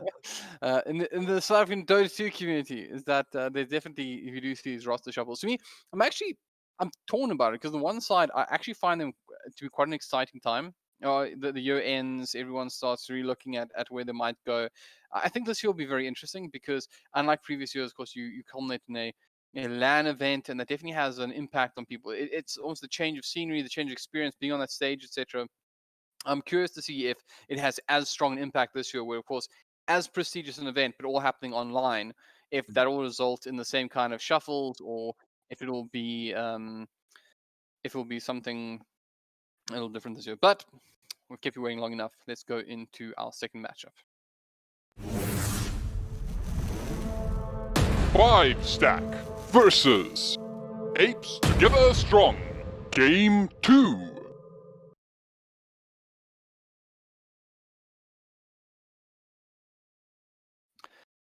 All right, welcome back, guys. As mentioned, we are here in our game 2 between 5 Stack and Apes Together Strong. Yeah, so I actually saw both these bands in the first game as well. So let's see if they stick to it again this time around. You know what? Nothing need to do it together strong. This is what you do. You go on Dota buff right now, and you see which heroes have super high win rate. 10 seconds. And you'll see Venge, and you first pick Venge, and life is easy. Life is better. 5 seconds. Maybe you ban the Ace Spirit bat as well, but what you do is you pick Vengeful Spirit. You make life as easy for yourself as humanly possible. The Abaddon experiment was okay, but oh man, did they start running out of damage in game 1. So fix it, pick Venge, win game, or at least feel better about the game. Dire team Yeah. ban. Well, Tiny banned off as well. Tiny, did it even feature? Did it ever even get banned last time around? Nope, nothing. Completely ignored. But this time around, at the very least, it does get... Oh, it might have actually been banned like third phase, I think. Last phase of bans, yeah. Man. There he is. I'm wearing his blue suit. They should just put an S on him. I actually just think they should put an S on him. It stands for Sven as well. Let's get it done. Ice Froggo, go way back, you and I. So, 10 as a birthday present, as a Christmas present, you want Superman Sven. 5 seconds. And it wouldn't be hard, right? It really wouldn't be hard. No. Don't you miss the old days of people could just do whatever the hell they wanted in the community when making sets? If that was the case and they made these changes, somebody definitely. No, because that's how we got that weird Ursa. Remember? The Ursa's awesome, dude. Alpine Ursa is the best. Why? It's so expensive and stuff. Remaining. Yeah. It's ruined the Dota market. It broke the Dota market there.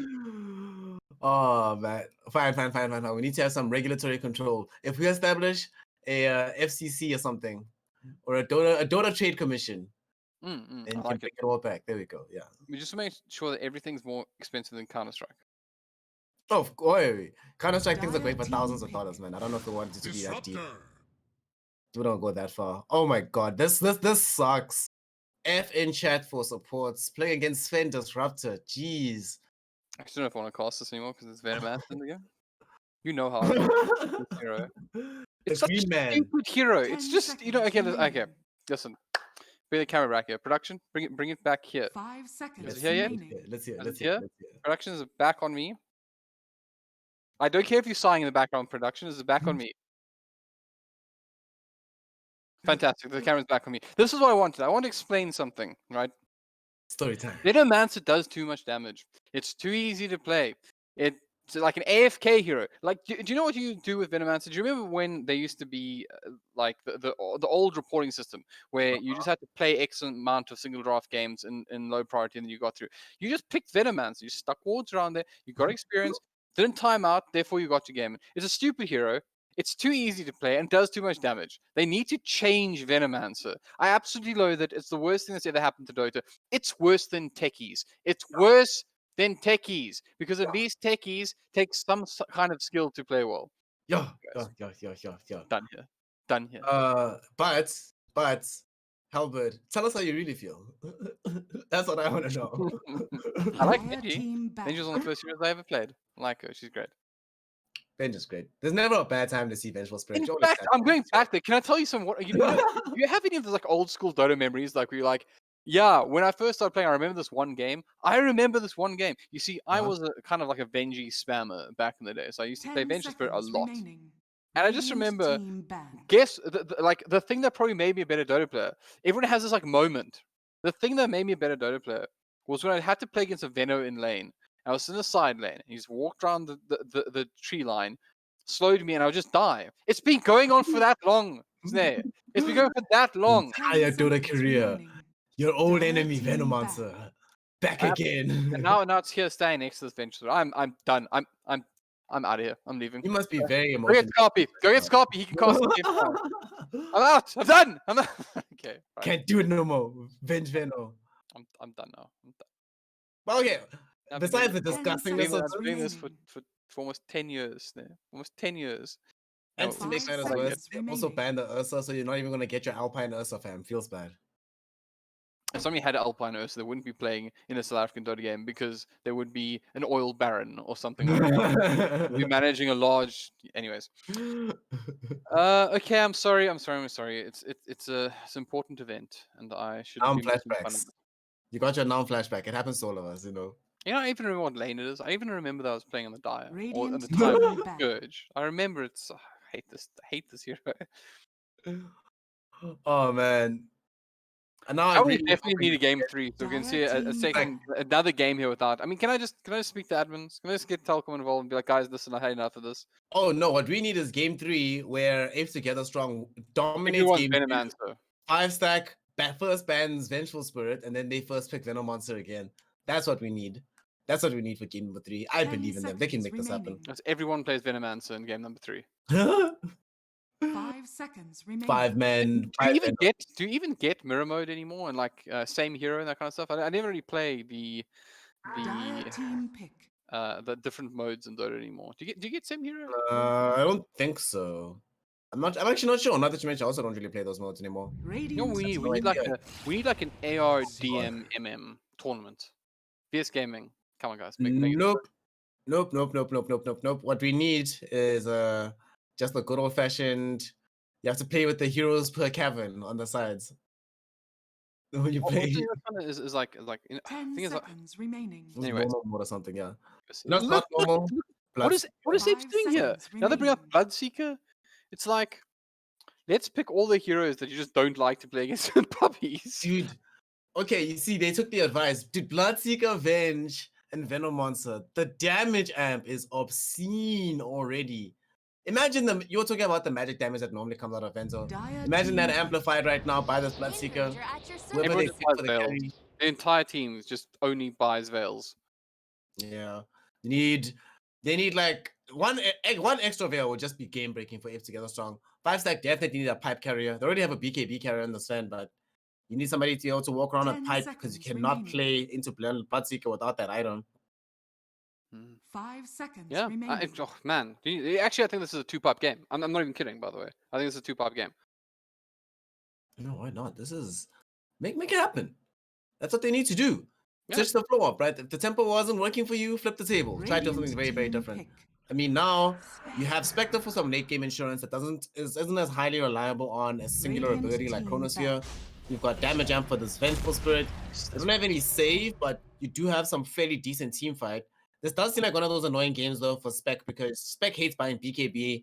And look at the team fight in this game for 5-stack between Disruptor, Sand King. Oh my goodness, the Sven, no. Ranger. Dude, it's the Ace Spear Sand King. I was like, yeah, it's Sand King. It's the Ace Spear. Listen, this game. Can I be perfectly honest with you? Like, joke aside, I've been memeing a lot about this, but honestly, Apes Together Strong had to do something really smart with their last pick here because they actually don't have true counter engage. They have Bloodseeker who can use Blood Right, and that can kind of cause some problems, and they have defensive stuff like Vengeful Spirit that can solve somebody out of trouble. But they actually desperately need something that can counter initiate in a big way. Because what are you going to do when 5-stack get on top of you? And yes, I am rhyming. I am in fact quite the rhymer. Mixtape dropping this Sunday. 10 seconds But the thing is, so Sven goes on you, right? So you can swap somebody out potentially. But you go Sand King, who's got a long 5 range seconds remaining. and disable. You have Wind Range, who can kind of pop you. And then even if you do swap somebody out, you can potentially look at whilst they're on the retreat, picking them up again with the likes of Disruptor Glimpse, etc. You need some sort of really big Dire hardcore. Like I'm team thinking like I want to say like a Tide Hunter or something like that, but then I guess you could run to mid or the Bloodseeker mid or something like that, but you really need some kind of massive counter initiate here, or you are in so much trouble. I think they either need that or they just need a hero that'll stand there and not die. Be happy to not die. 10 Because they seconds lack any kind of real frontline right now. So in my ideal world, you pick 5 something like a seconds Dragon Knight, remaining. you put that in the mid lane, and that's the hero that just tanks everything up, allows Bloodseeker to be able to run around the fight, allows Venom Monster to be able to plop itself down and situate itself. And so that Spectre doesn't have to get involved at the very beginning of every engagement for Apes Together Strong. And you also want a hero that, should the worst happen, it will take more than 2 ultimates to actually kill them, right? As it stands right now, a lot of these heroes will die just from, like, you can get glimpsed back into a shackle shot or a barrel strike combination, and it's probably enough damage to kill you. So get more beef, someone who doesn't die there. The one thing though, I'm not sure how they're gonna be laning this though, because they're probably putting Venom on sub 4. I think Bloodseeker benefits way more from the additional gold and experience boost than the Venom Monster does these days. And also, once again, Venomancer doesn't actually have to do anything to play Dota. It just clicks its ulti button. Hey guys, I'm good at this game. The best, bro. The best. 10 I really seconds hate remaining. this hero. I will try to stop now. But 5 anyways, seconds What do we remaining. have next? So he paired Lina last game. They're still like, what's good against these Spectre or Bloodseeker type heroes? I think something with Reach is nice. So maybe one of the spirits, Void Spirit, I think comes to mind the most as a hero that can be very useful here. Lina, he played that last game. Lina He might actually works actually go incredibly through- well, by the way, because you have the setup from both the Sven and the Sanking, potentially the Wind Ranger and the Disruptor with your Light Striker. So you're like guaranteed those hits. I know it's not as big a deal. You just kind of expect people to hit them these days, but the ability to just chain stun would be huge. I'd love to see another stunner come out here. Yeah, another stun would actually be nice. I'm not sure they go Lina again because in the previous game felt like a lot of the bonus damage came from the Drow.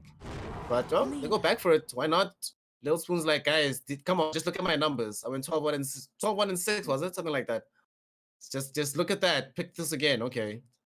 So this time around, though, Apes Together Strong will know for a fact nothing is more important than beating Lina mid. 10 Literally seconds nothing. remaining. Beat her, and then we'll be okay. But they still need something counter initiate. I mean, there's 5 so many seconds stuns. Like remaining.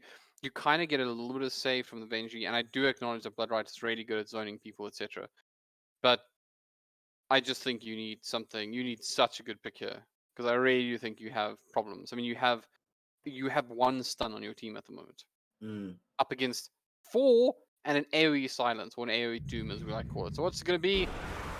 I don't know, man. Choose your hero. That's the only hero. At least it's a chunky lad that can kind of sit mid and not die against Alina, I guess. But even then, yeah, there's not actually hero in the this game. is gonna be really hard. Yeah.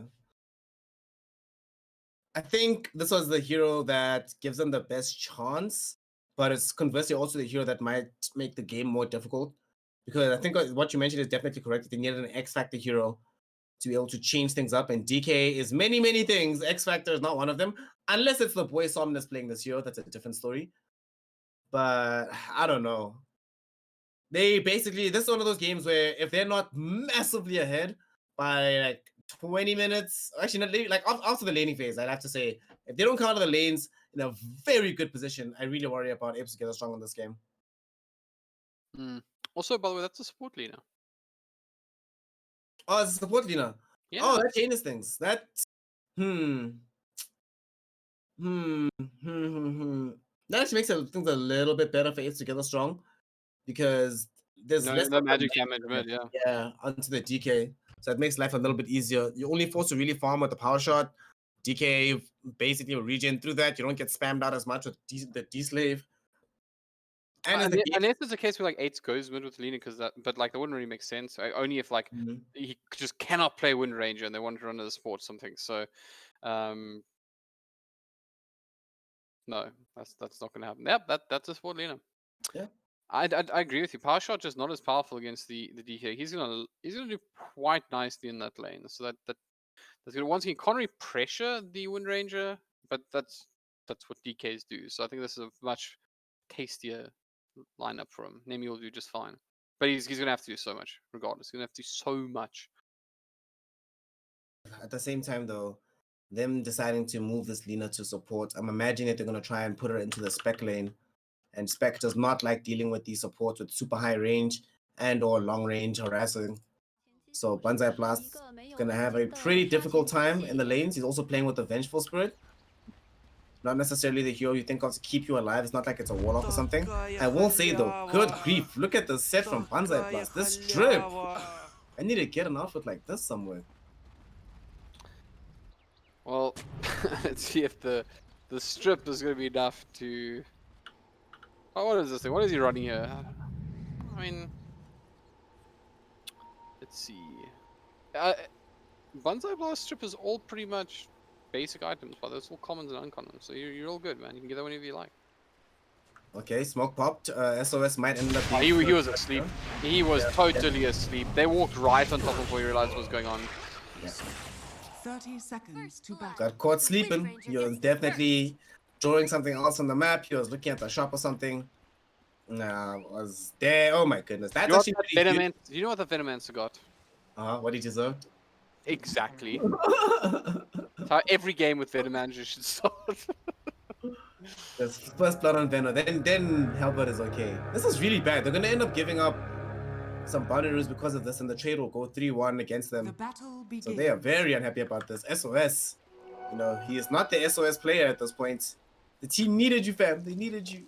So pity because Gale is so strong on level 1. Like, what a spell, right? And I mean, I would say that definitely is the... Yeah, I'd say Gale is pretty much the strongest level 1 spell in the game at the moment. So if he had have gotten a multi-hero Gale, could have potentially done something, especially if you have a Blood Right. This actually... Oh, this lane is so nasty. Yeah. Venomancer, Bloodseeker. This is literally what happens when you play like a puppy and just somebody is out to ruin your life. Just, you know, you want to have a good day, and so you're just like, here, enjoy my Venomancer Bloodseeker. Have you heard of Blood Right, Gale? Do you like not being able to move and losing all your HP? Sounds like a good time. Sounds like fun. I'm more concerned about Blood Rage Gale. That is going to be super scary with the spell lamp there. And I was actually going to disagree with you about Venomous Gale being the best level 1 spell in the game. In my opinion...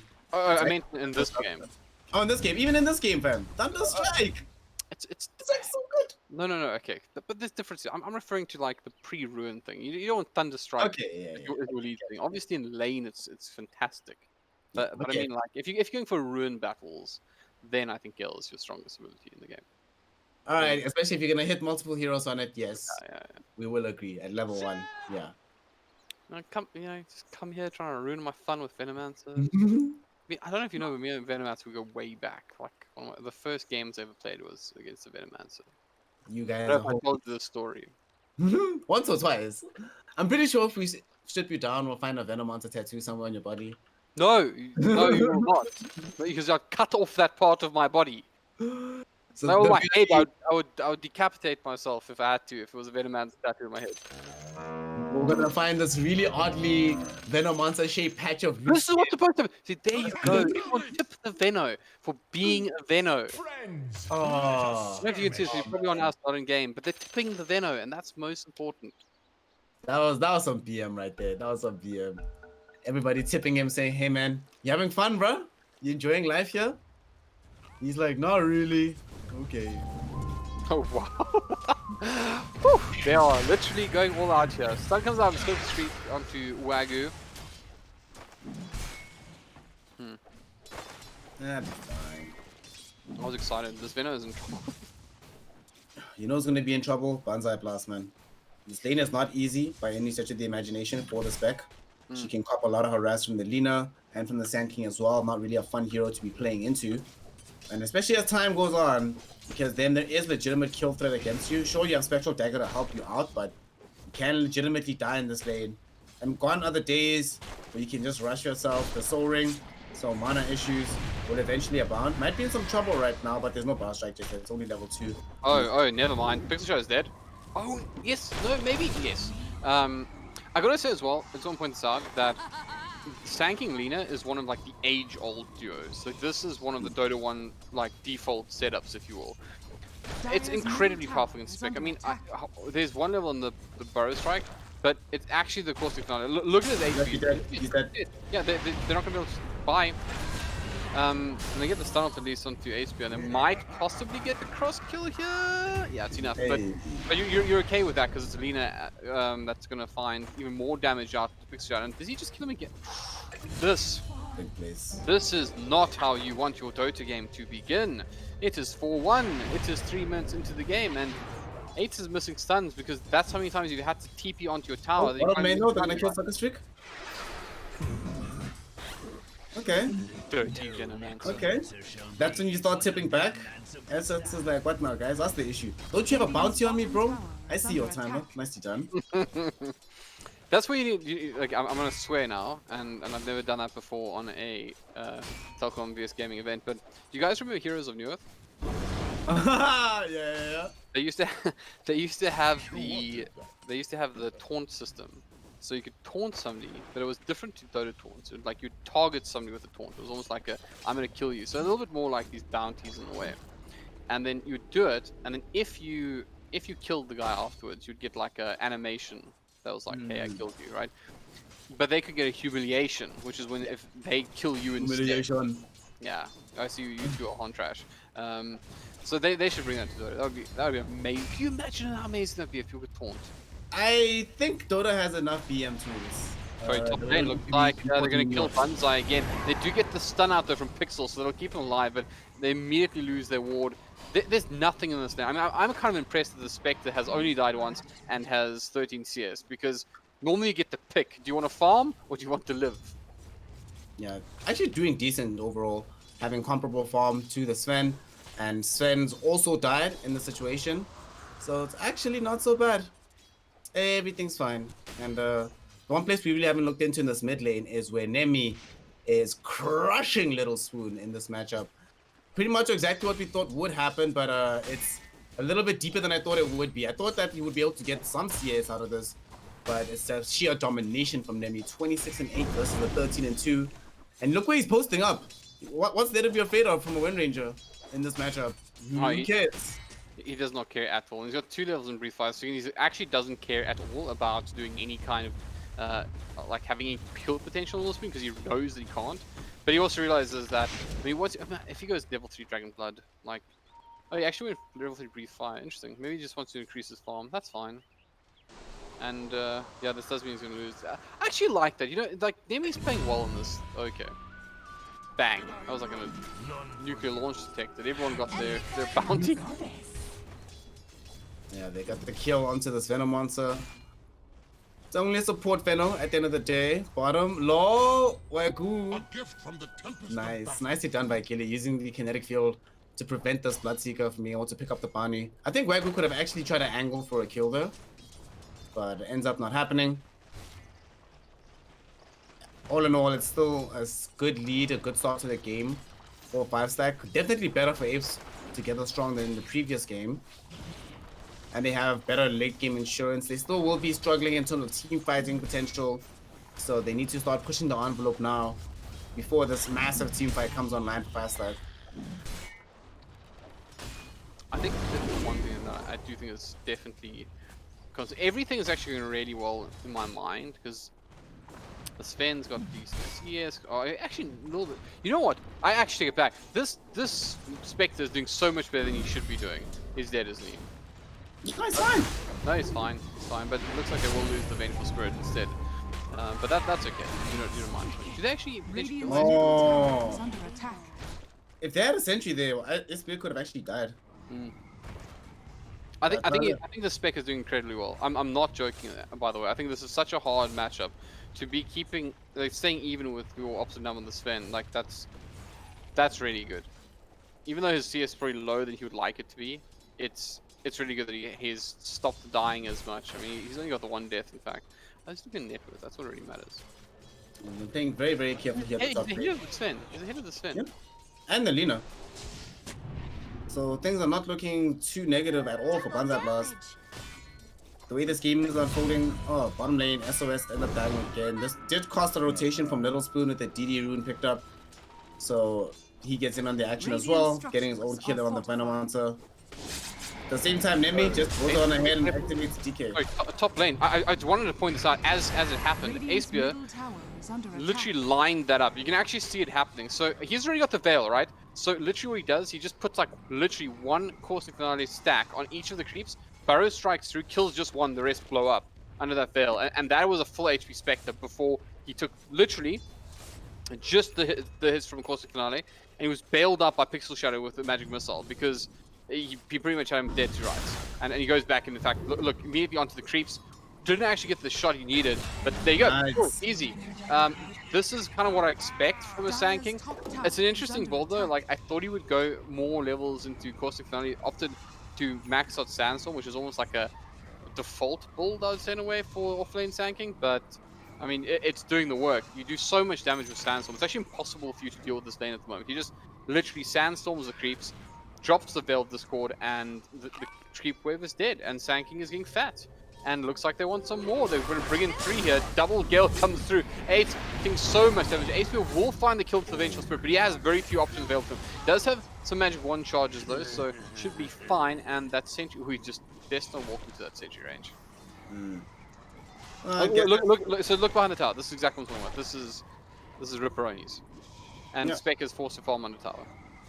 Nothing you can do about this, but as you're mentioning, given that there's nothing you can do, the conditions under which Spectre is existing, terrible as it may be, still getting some degree of farm in the top lane, and has been able to find a kill or 2 at the back end of it. The big deal though is that level 6 has now finally been broached, so we need to get a smoke gank out of somebody to try and enable the Spectre. There's still 3 heroes stacked up in the top lane as they're bringing back this Venge, and she's going to be sticking into the shadows. I think they want to try and maybe surprise Icebear, because they also showed up with Dust as well. But Icebear seems like he recognizes something as a rise. Going to TP mid, in fact, because they're going to try and maybe get a kill onto 8. Yeah, they get the stuff onto wind range as well, so Wagyu should be able to finish with 8 with no problem. But Nemi actually in a little bit of trouble here. In comes the Sven as well, pops the God Strength, and they do find Alina, but at what cost? Wagyu, do they have glimpse? They do have glimpse, so they're going to bring him straight back, and they say, yeah, we'll be silenced, but you'll be dead. Wagyu falls as well. So nice rotation in the end. I actually was literally about to criticize Circus Streak, by the way, because he wasn't popping his God Strength. A very common thing for Svens to do these days is you literally just go into the jungle, pop your God Strength, kill all the creeps. That's good. In fact, I spoke about this a lot during the group stages about exactly how powerful this was. But he actually held on to it and it ended up working out for him because he was able to pop it for that team fight. So I guess that's cool. And now he can use it from the jungle. So that's good. The thing that really turned that fight around, surprisingly, was these raindrops that are sitting right now to 8. A lot of damage was mitigated. It takes them the additional few seconds to find that kill, suddenly creating enough space for the turnaround. And like you mentioned, the Sven, having God Strength still available, comes in, gets the bonus gold. Unfortunately, not able to really use that pressure to get aggressive into the tower. The Sea Dragon Wave is only coming now. It wasn't available at the time of the fight. Nonetheless, though, they are still feeling pretty positive. Oh, Nemi, okay, he doesn't get... Look at the damage he's taking. Look at the damage he's taking. Literally none. At the same time, Icebeard gets yet another kill onto the Pixel Shadow Venge. This time it's bad enough for Spec that Spec is like, okay, I really can't be even near this lane. I'm going to the jungle, bro. I honestly think Icebeard is like one of these players to watch. I think that he's going to be... You know, we're talking about shuffles and stuff off this one. I wouldn't be too surprised if a more recognized size look to pick up Ace. He honestly has been, like, even around what I once again called like some strong starting players. He's been a shining light for his team in top lane. There you go. Look at the damage out onto SOS. No damage taken by Ace, really. Sanking, you don't like this hero. Say he's not good. Look at him go. Look at him go. He's going pretty ham, but yeah, I just don't really like this hero. They're gonna lose Pixel Shadow again. Glimpse, easy kill. Bye bye, fam. And we're starting to see the chain stun potential that you were talking about. We're already seeing it on top lane between the Lina and the Sand King. But now we have glimpses getting involved in the fray. We're gonna have power shots and shackle shots getting involved. And also we're gonna have eventually Superman Sven is coming. Sorry, but mid lane, Nemi actually does pick up the first tier 1 tower for his team, so DK doing what DKs do. Actually, it was frustrating. This seems like awful, right? Because Wind Range is also one of these heroes that he's happy to like push you out of lane and then just ult your tower, but obviously DK a lot better. And I like the fact that Nemi's just pretty much abusing it off cooldown. They're actually playing a really smart thing right now where they're keeping all their towers basically popped up from an HP. Spectre's dead, Spectre's dead. Oh god. Oh god. That's just supports that killed her. Actually caps that, to be honest. What happens there? For a whole mid lane, they want this. They're gonna nothing.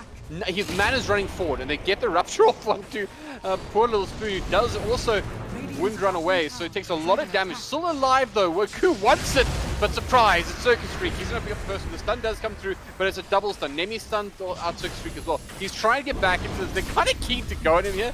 Yeah, Aspia though, he is here. Once the stun drops it onto Pixel Shadow, and they're gonna find one. As mentioned, Spectre comes in, and this is his time to shine, but double stun from 8 is going to slow things down. They pick up the kill with the dagger and the breathe fire, And now Circus Freak backing up. It looks like they want Ace Bear. He's a hard one to catch. He's got the stun, tried to get up the high ground. Does he do so? No. Finished off once more by Nemi. Man, that is important. It was 16-7, right? The game was totally out of, sorry, it's now 16-7. They've just picked up 3 for, I think, just the death of 1. So you can see how out of the control the game actually was. But let's look at how that actually reflects. I don't think it has reflected just yet, but that's going to help a lot for Apes to get through this one. It makes a huge difference, not just in terms of them being able to pick up the kill itself, the kills multiple. Sure, they have to end up sacrificing the life of Wagyu, but they get what they need, and most importantly, Spectre, who literally just died. Okay, no, that's about to die too. No, you get some help actually. Nami has his Blink Dagger up, and looks like they might turn this one around. Little Spoon goes down. Apes together strong. They got the tails up here. I like it. I like it. Maybe we don't have to finish off casting a Venomance after all, Snap. Hey, this DK Nami's actually been a god this game. From bossing the mid lane, you got this super early soul ring. Normally you don't see soul rings come in that early, and I had some mostly negative thoughts about this item recently. But on DK, it's one of these heroes that doesn't really care about the health loss, so he still gets a lot of benefit out of this. And he's moving around the map, helping to push. He's activating DK bomb down bottom. And I was about to mention that they're doing 2 really great things, which they weren't able to do in game 1. Is that they can take towers like this using the DK ultimate, but also the presence of SOS. Wherever he decides to go on this Venom monster, he can pretty much solo defend the tower unless they decide to dive him behind the tower itself. So that means that they always have various options on the map. He's sitting bottom with his team right now because they are prioritizing getting this tower. But I wouldn't be surprised if we see this Venom TP mid. Ultimately though, they might end up losing Banzai Blast though in the jungle. This is kind of what happened to him last time, where the 2 supports found him farming on the camp. Is under attack. But this time around, he sort of, spider senses are tingling, and he does end up backing off to safety. All right. Well, it looks like a brand new. I'm really impressed with the fact that Apes have managed to hold it together. I mean, they were so far behind. Oh, hold on. Nemi does find a new target. It is Apes once again to support. ASPA actually came in to help out. Burrow strikes away. Could still be in trouble here. Out comes the ulti from Giddy though. They're gonna trap into Wagyu, able to get out, and they do find the kill into 8. But it came at the expense of the Venom, so it's a fairly even trade for the time being. And I guess in a way, they didn't really pop any ulti there. Remember that DK ulti was used for bottom, so I guess that's fine. Circus Freak though, he's keen to make something happen here, but he does have his ulti available. Just able to skidder out of that flood, right? But in they go, Nemi re-engaging. Remember, he does have his god strength, but he's got to be careful because he is in fact ruptured up where he gets swapped as well. Bloodbright goes down, they're controlling him beautifully. He's trying to run this one off, he realizes his fate. Now the swap comes in, dirty and effective. Apes with their tails up, they're bringing this one back, Snare.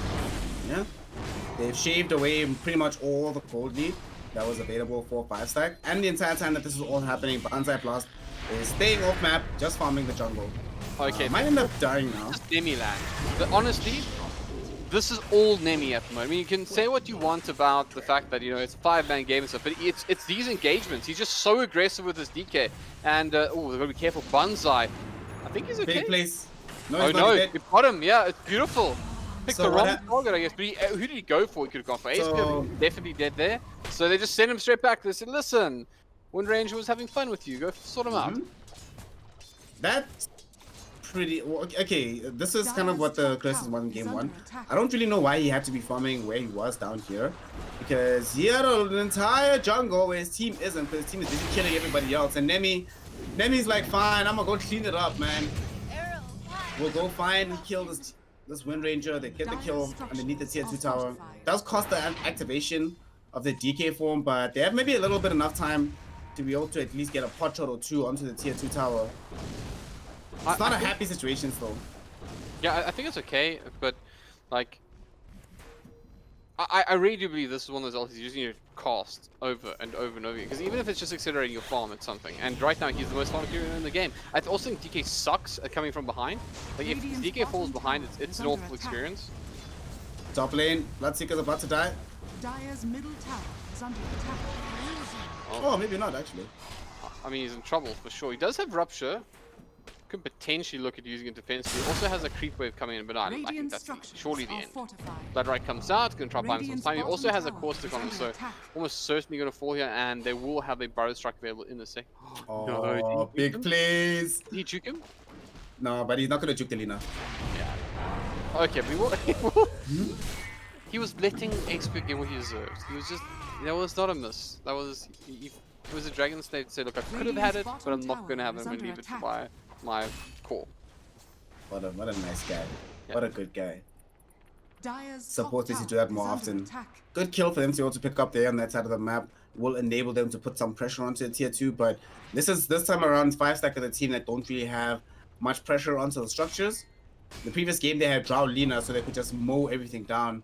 This time around, not nearly as much potential damage. They only now are picking up the MKB on Little Spoon, and they're still a little bit away from getting the Blitz Knuckles to finish this off, so damage is fairly lacking across the board from them.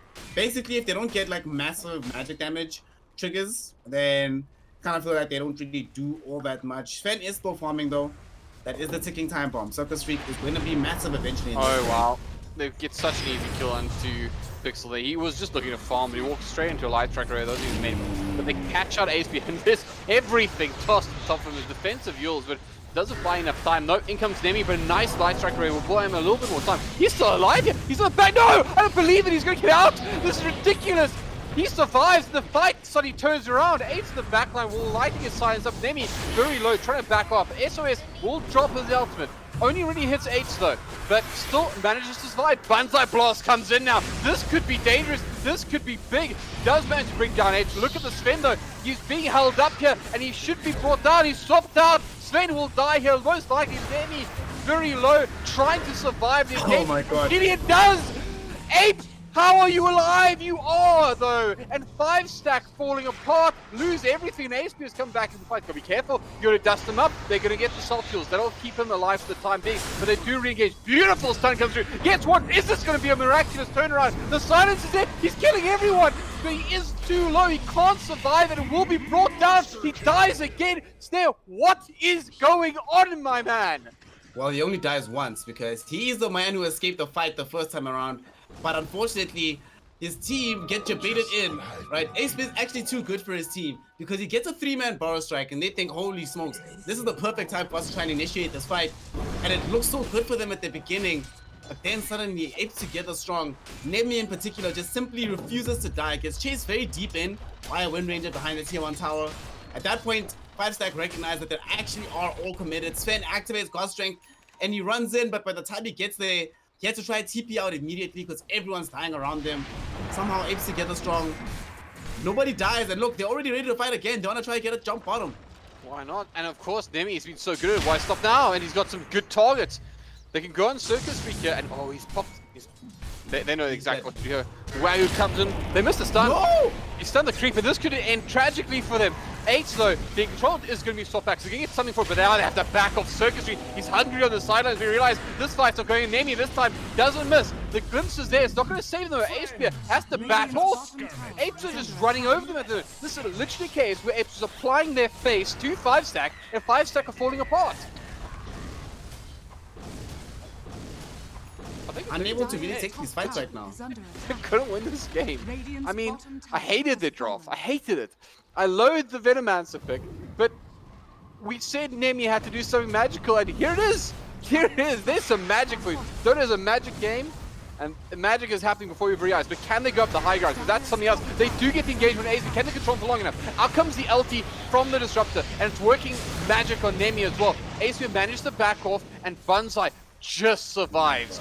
Very, very low. We'll have to TP out. Wagyu, what a player. That was so sick. So Wagyu makes him to keep him alive, and then at the very tail end also gets the Guardian Greaves delivered on the Courier and pops that too. Without that, Banzai Plus is 100% dead, and that's a huge loss down bottom, but instead they get out. That was very nice from them. Banzai is actually, I mean, he's coming back into this, right? I mean, he's got some real items. What's on this Courier?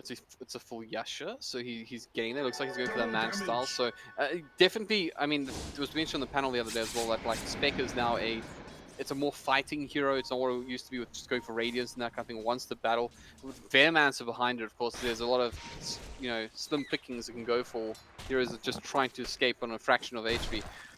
But right now, I mean, it's really the DK. I mean, is it Somnus? Is it Somnus in disguise? It might be, you know. Well, you know, Somnus' old name was Maybe, and Maybe has just 3 of the same letters in this name, Nemi. So who knows? Who knows? We're cracking the code right now.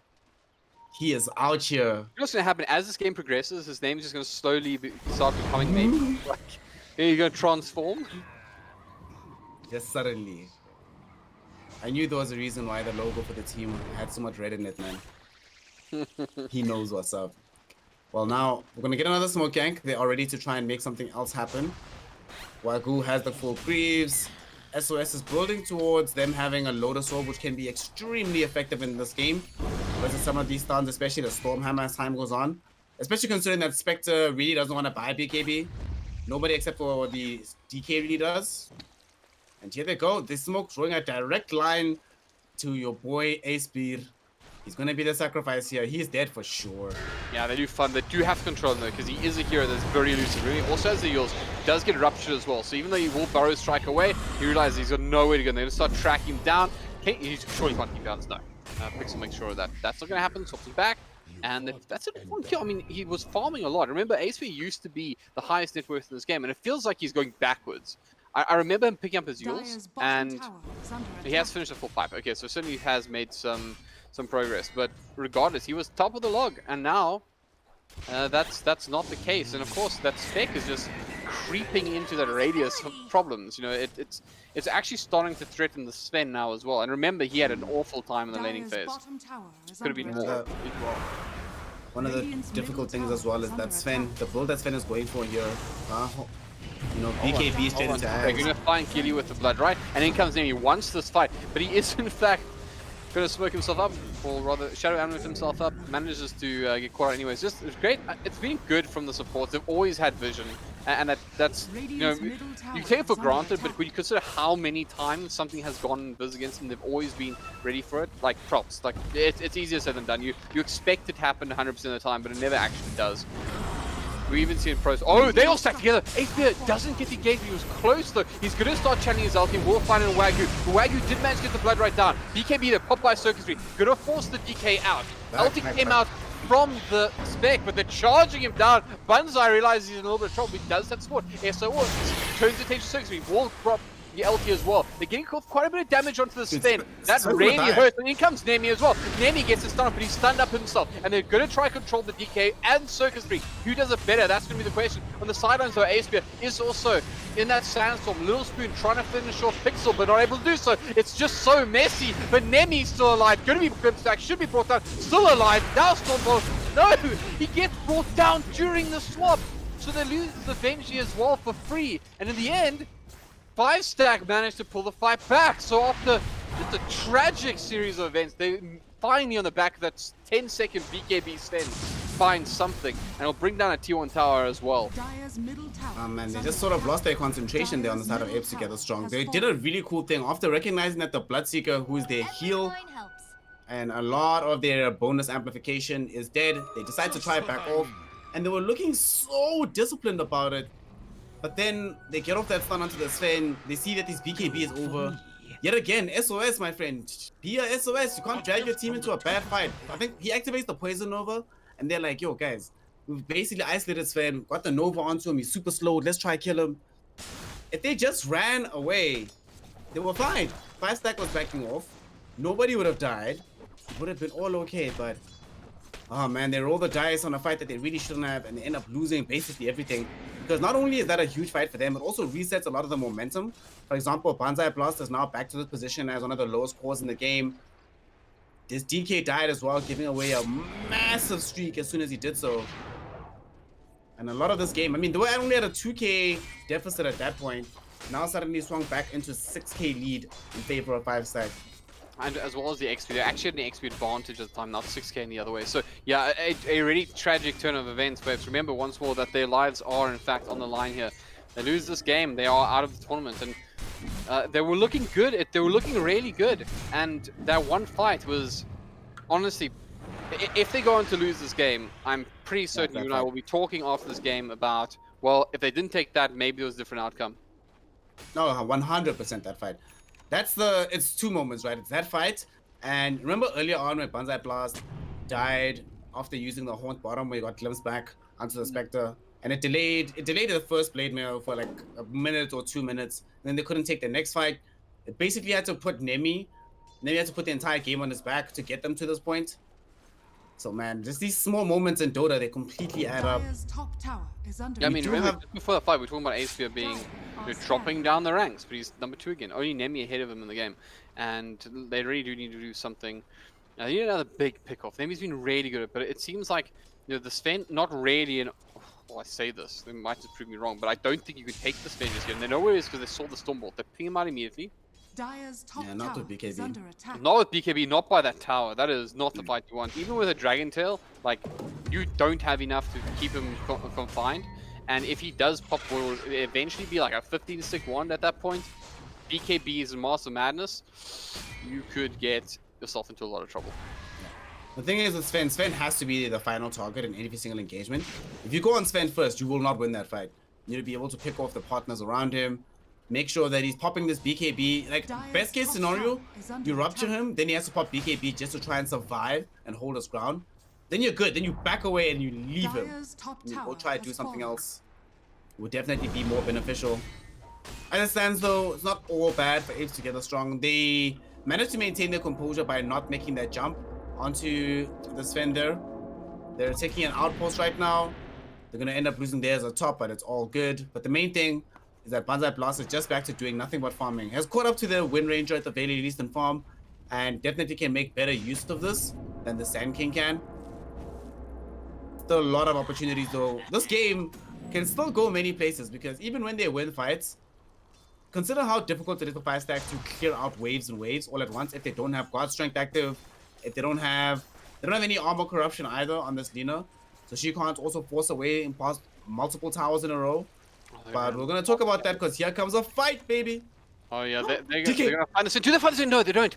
But they do lose this week. Do they realize that there's more there? They're going to start being controlled. They're trying to get the tower, but they might have to sacrifice the Lina for this. That could be it, though. I think they're okay with that. I mean, they control the tower, so they don't lose the experience, and they just lose the Lina. So, and they get the DK ultimate committed. They have to go Roche right now. Apes Together Strong has to Roche. They need an Aegis. They need to get something out of having popped. This is the first usage of the Axe DK form as well. I actually think there is enough damage for them to Roche if they go like right now. They could probably get really want to Roche into a Sand King Disruptor Sven lineup with. I don't know about this. But see, look. The Sven is down bottom, right? He's showing bottom without TP. Yeah, now he is. He wasn't before. Yeah, but they can go now. It's fine. Nah, it's too late now, honestly. The tier 1 tower should just take precedence, yeah. Yeah, they're also pretty much lost out on this Dragon form as well. So that would run out during the fight, should it happen. And I mean, they get this tier 1, as you mentioned. This is not a particularly important tier 1. I don't think. I mean, do they get this? I'm interested in defending it, he said. They're running around the sidelines. They're going to catch out the Venom, but it's going to be a double shackle because he got shackled up himself. SOS will manage to back off. They're trying to finish the job on Spirit. They swap him out with the Ruptures. They find a very useful tournament. He's also equipped with an MKB, so he does hurt. Even the DK has to respect that. But committing his own life for that, don't even get the kill. I'm going to end up in a situation where you're going to commit the tier 2 tower as well because they're here with the Siege Dragon, Vengeful Spirit being nearby. DK very happy to tank up all the damage from the tower, and they have SOS plopping down wards everywhere. Now, what was Little Spoon thinking, my G? What happened? You carried game 1. If they lose this game, 5-stack, they're gonna look back at that moment and say, okay. Oh, yeah. It's funny because 5-stack are almost playing as if they're behind, and Apes Together Strong as if they're playing as if they're ahead. But I don't think they actually are. It's just Nemi is ahead. That's in fact even now he's lower than the Sven. But he's gonna prop his Dragon form again. Watch Ace be on the sidelines. If he gets a magical engagement here, SOS does not stand next to Wagyu ever. Like, never. If you're playing a ranged hero and you stand next to your melee cores, you deserve to lose the Dota game at that point against the Sand King. Because, trust me, as a person who played a ton of Sand King, your eyes light up. You will take any double stun in that kind of situation. But it looks like it's going to be the grip to start. SOS will What just happened? They actually re-engage back onto this. Nemi comes back in. The ulti's out from 6 feet with the BKB, but he's ruptured. He's just running his HP away on the sidelines. Lilspoon will find the kill onto the entrance. They go back in though. They're gonna double stun off onto the Sven as well as Ace, who did get his ulti off. They dropped the Laguna Blade. The NPC to flying wide, but Banzai is still alive at the moment. 2 for just 1, but the one is the Sven. They're gonna pull another one back. SOS. Ace thinking about going back on Nemi. He's really tanky, so there's having to think about it. The stun does go wide though. Ace not able to finish the job. Lilspoon just wants a little bit more. Will toss on the shackle, but not able to finish off the job. Not able to latch onto, and they want out, and they should get out. But do they? Ace, remember, he does have that Ags. Huge amount of range. Goes in once. That's not to catch one. That's to Yule somebody. But SOS able to find his way out as well. So in the end, it's a 2-for-1 trade. But I think worth it's a BKB charge on the Sven, and you only lose the Bloodseeker, who's a core. And I think they may have killed. No, they didn't kill another sport, did they? They also got the kill onto. They also focused a BKB charge out onto Lilspoon, and they did get the kill onto Venge too. But you know, whatever. Venge was very close to dying. Was happy to commit for the death. That Lotus Soul though, man. This time SOS was the SOS guy. Ends up saving that fight. Turns things around in a massive way. Allows them to get the Sven kill. They're gonna try force through the Aegis. They know that they feel stronger right now. They're haunt. They're scattered to the end of the earth. And they can take it fairly quickly now that they do have this MKB on Lilspoon. That's just a really good call. I mean, they didn't see it coming at all.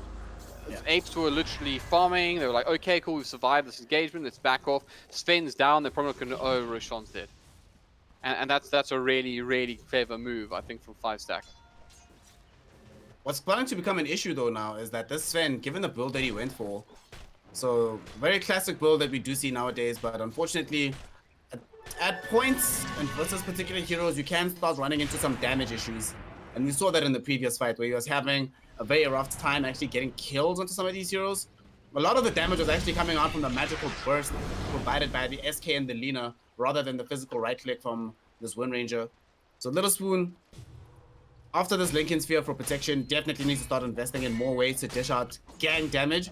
He's getting the Aghanim Scepter next. So I suppose it's going to be focusing more on the control aspect of things, but I don't know, man. This DK and the Spec are only getting tankier. Spec only needs the point booster to finish off the Eye of Skadi, and Eye of Skadi in this game is mega value. Not just for the boost in his own survivability, but helping with slows and D-tank onto heroes like Sven with 3000 HP, very useful. Oh, yeah, they do go inside here. That was not the play from Vengeful Spirit. Walks straight in there, wasn't able to provide any kind of stop and just dies for it. But they did pop two. Do you turn and burn? Their BKBs are down. You've lost Nemis as well, but do you also force out the BKB? Nope. Nope. You back away. You back away. You know, I know that somebody needs to back away from a fight. When I hear you sound like what I'd be telling my team, it's like, yeah, it's probably a stupid fight. Back away. You should just rather get back. I would definitely have made that jump. You would have made. I would have made that jump. Yeah, and I know that's why I know it's a bad idea. I would have lost. Well, anyways, Circus Freak and friends did expend their BKB charge again, so that's down to 7 seconds. That is a big thing as well, right? I mean, once they start seeing 5 seconds on your spend, it really does hurt. And look, there was a bit of a misplay there. I want to point out the Venji ran right into that Disrupt ult. He made it a little bit easy. And I'm careful to criticize him because Pixel actually made some fantastic swaps this game as well. But not ideal. Nemi though. Nemi, this is adventurous to say the least. And you don't have that adventure range just yet. So he's feeling very confident. There's no way they can. Oh, they go in. They actually re-engage her. They're going to get immediately the glimpse onto the DK, but the swap to Circus Freak is in so much more, but they turn their attention to Wagyu. Wagyu very, very low. In comes Asphere with the Epi. Out comes the Poison Nova as well. Wagyu will fall. Nemi back in the fight with the BKB. No Dragon Ball on her. Trying to deal with Lilspoon. Not able to do so, but they do bring down Selena. SOS now, running away from Asphere, who has been smoked up. Lilspoon very low, brought down for the first time. He has the Aegis though. Asphere should be finished off here, and is. Now, can they finish Lilspoon? They're managing to get a huge amount of damage onto him through his wind run. They surely should be able to finish the job here, and do. So it's 3 for 3, but they also got the Aegis. Can they find Giddy? He's keeping out, didn't manage to get the cape off as well. So he's fine, but now the push is a little bit on, and it is in fact the Sven versus 2 cores. So both DK and Spectre keen, and of course Nemi very capable of pushing in this Dragonfall. So gonna force out the fortification, should still be able to get this tier 2, but please don't stand on top of each other. Don't do it. Don't do it, Six, because LT just move away. You tower range has down, Nemi. Remember what we spoke about this? We spoke They can about maybe this. get tier 3 top. He is really keep going. And as mentioned, the tier 3 top is very low. So it looks like they should be able to finish the job. But they do have to be careful. And they're going to re-engage. And Nemi is caught out. And they're going to pop the God Strength as well. And they realize immediately this isn't ending well.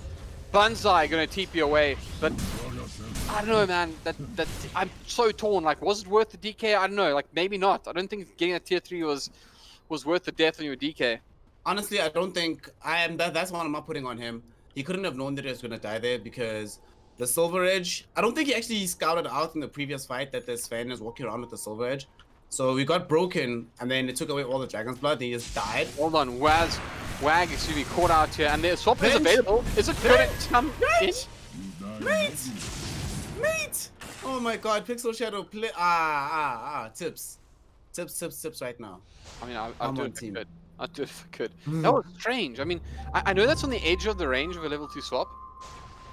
Not even. Oh, he was 100% in range because I had the thing. Yeah, he was in range. He was in range. I'm just looking at it now. Like he. They were trying to. But I think what happened there was miscommunication. So they were trying to debate the Sven and say, okay, maybe I magic missile him, then we blood ride him, right? And then we can have some potential turnaround. But then we can also rupture him, keep him here for the rest of the team. But I think they probably miscalculated just how hard Sven was hitting at that point. Snap. Yep, they come back on. DK. Wait, what? Don't buy back. He's down 20 seconds. Don't buy back into this fight. If they can't do anything, they have to just let fall. If they try to take this fight, they just lose the Dota game. Okay, so they fortify and they're going to be okay. Aspia happy to sit on the edge of this. He's fairly tanky as well with the plate mail. They need to back. Look how low HP this Sven is. He doesn't have. Oh no! Oh no! He swapped back. Oh no! No! That was not it, Chief. And they're just falling apart here. Aspia gets a beautiful epicenter off, but it's not going to be enough. Self heals. A lot of damage goes after the SS. He has to back off, but in comes Wagyu, and there's the Blood Right as well. 5-stack. What are you doing? They're going to catch out Apes as well. Did they? No. Oh, I thought the Black Dragon has kind of an animation that reminds me of the Dragon Tail for some reason. So I blame that. But I know exactly what you mean. They got 3 there. What an entertaining game of Dota. Where was this team? I mean, I'm not sure. I'm going to be perfectly honest. I'm not sure if Apes are playing a lot better this game, or maybe it's they're playing a bit better and 5-stack are not coming to the party as they were in the last game. But what an entertaining game of Dota, one way or another. There are full buybacks available on 5-stack. Do they use it? They're going to cash out Apes. This time they do get the Dragon Tail, and the buybacks come in. BKB? Nope. Is popped by Nemi though, and on the sidelines, Aspia doing work on Pixel Shadow, forcing him back. The buybacks are all out here, but Little Spoon very, very low.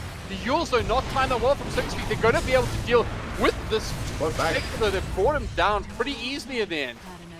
And huge. That is huge. Yeah, they get the kill onto the Spectre, but it legitimately costs 4 buybacks to be able to pull off. And Spectre herself does still have buyback ready to throw, and the Spectre buyback is notorious for being extremely useful. Oh man, for 5-stack. And to make matters worse for them is that because they're the ones that took that earlier Aegis, it's still on cooldown. It might come back right now, but there's no guarantee that it does. If it happens to be a late spawn, they're gonna feel really hard done by. They have to still wait around for quite a bit. I don't know, I kind of feel like that situation not really worth it. I would rather 40 minutes into the game, it kind of feels like committing a laner Rax hurts more than losing out on a buyback, because if they lose another fight in the similar areas where they lost the previous one, and DK has ultimate inside the base, then they 100% lose the game instantly, and there's nothing they can do about it. And I disagree with this decision. No, this is not the place to be, gentlemen. This is not the place to be. Protect the Roshan rotation, right? Oh, they go straight back, and they find the DK.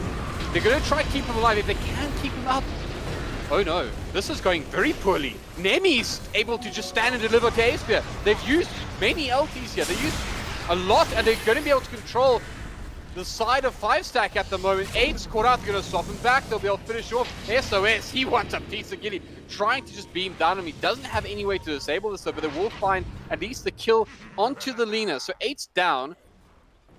He does have a buyback, so there is that, but is this Roshan? Yeah, Roche just respawned. Roche just respawned. Like, so now they're gonna get the Roche. Yeah, they started out with the Veno, and I mean, it could buy back in 60 seconds. Apes? Hey guys, Roche, Yeah? yo, You boys. just into the Roche pit. They're really keeping us on our toes here. Boys. Maybe that's your home is inside Le Roche pit. There you go. But it is scouted out. It doesn't matter. Have they taken too long? Nah, the thing is, at this point of the game, right, part of the reason why I was so incensed by their decision to go up high ground is they legitimately can't win team fights heads up anymore. The only way they can win team fights now is in situations like what we saw in the base, where Spectre is by herself, you know, in between tier 4 towers, and it still takes a while to kill her. Between the DK, the Spectre, and even this Bloodseeker, especially since he's decided to build into BKB, there's too much beef. It's only really the Venge who dies, and then Bloodseeker dies towards the end of the fight. They commit everything on him. So Roche, they could just walk there and do it lackadaisically. Didn't really matter. And at this point, Spectre's not dying again in this game unless she's caught out in a very bad position. They have a win condition here. Bear in mind, Spectre can literally say, cool, I'm going to fight you, you're going to kill me. I'm going to come back, I'm going to fight you again this time with Blade Mail, and then I'm going to buy back into my ulti. And that is incredibly powerful. So that win condition, definitely available. It's one of those really ballsy moves, though. You have to really commit to buying back, because of course, if that goes sour, you can lose the entire game, but it's so hard to lose the game, Snare. What happens next? It's gonna be big. In comes Aspia with the MP. He only gets Nemi. He does have to shoot. Pops with the KB on the backline. Fun side. Gonna finish up Little Spoon for sure. No, he slowed up. Wasn't able to do so. Once more, Aspia gets a stun, but it was Lotus's back. Circus Speed is down. Circus Speed doesn't have buyback. Circus Speed is going to game 3, I think, because, ladies and gentlemen, Apes, I don't know where you were last game, but this game, you came to play some Dota, and we're almost certainly going to game 2 at this point. They can go straight for throne here. What is left in the tank? Pixel low, but Apes not able to finish the job yet. Looks like they want to get the second set of racks. I'm almost surprised they're not going straight for the throne, but you know, this is the safer play and their lives are on the line. They're going to go back in now. They're just poking each other.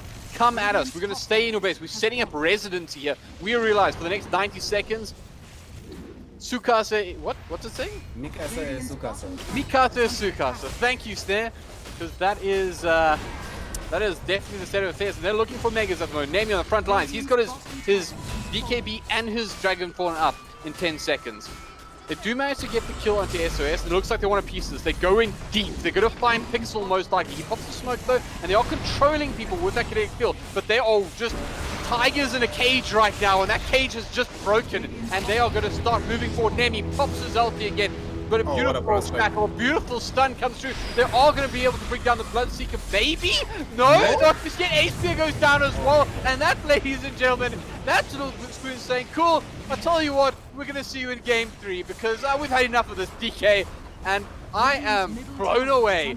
How did a team get so massacred in game 1? Come into game 2, not looking great, not with the draft I think you nor I thought was going to get them through this game. And we basically said it hinges on this DK. Can this DK do it? Well, apparently he could. And game 3 will be underway in just a moment. What a player. What a guy.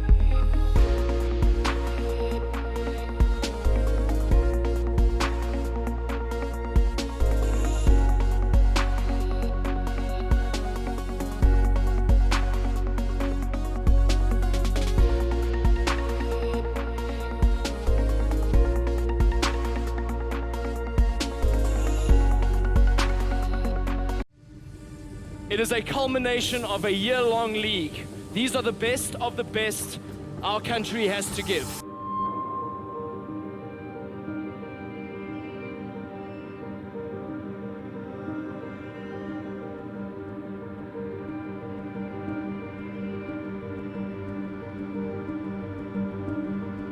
Our lives have changed in fundamental ways.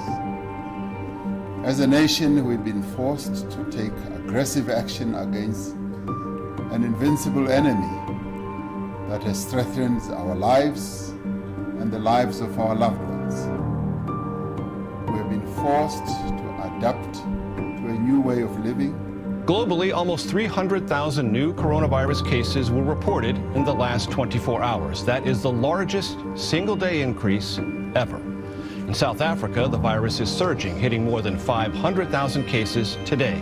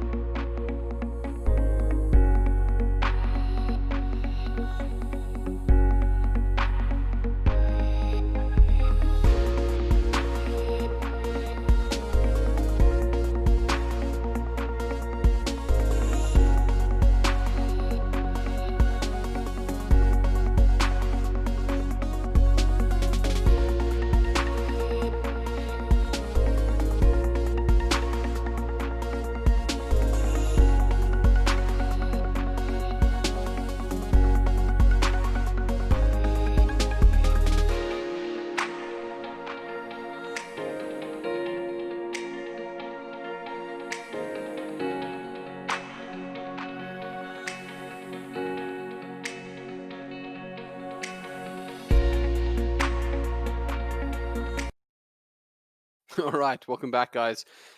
Game 3 almost underway here. We're just waiting for the teams to settle their last differences on who's going to play what side, but the stakes couldn't be higher. One of these sides is going home, proverbially, since they're at home this time for real. But they are going home, proverbially, after this matchup. And I mean, your guess is as good as mine at this point, Snare. Yep, we've had two topsy-turvy games. You know, the first game, absolute stomp from Firestack against Apes Together Strong. The second game, a much closer affair, ends up going the way, a much more exciting game. You know, Apes could probably have taken it sooner if they'd not lapsed a couple of times, but now I'm really excited because I have no idea what's going to happen, and it does. You know what I love about Game 3 Elimination, Dota? You have to bring your A game, so that's what we're going to get. Do you know what I love about Game 3 Elimination, Dota Snare?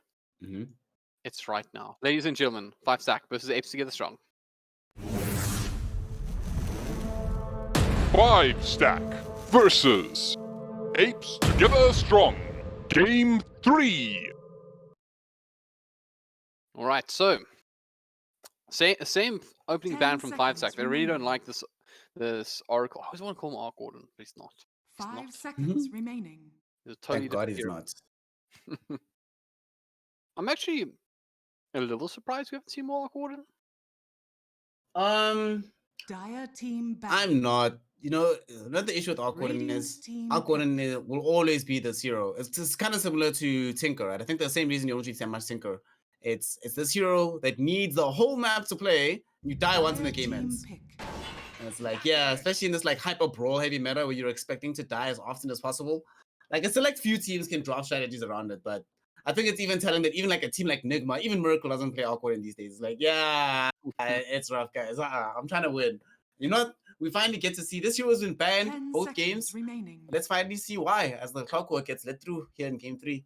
5 seconds I mean, remaining. personally, I really like Clockwork. Also, flexible hero does do well in quite a few drafts. It's not like a one-trick pony. And additionally, I think one of the heroes that also limit your options to what you can pick against it. I mean, it's very good against melee cores. Not as much. I feel like the mobility in melee cores is a lot better these days. But you know, it still stands true that you can, good cogs can win your team fight quite easily. Yep. But speaking of things that can win your team fights, Venge is here.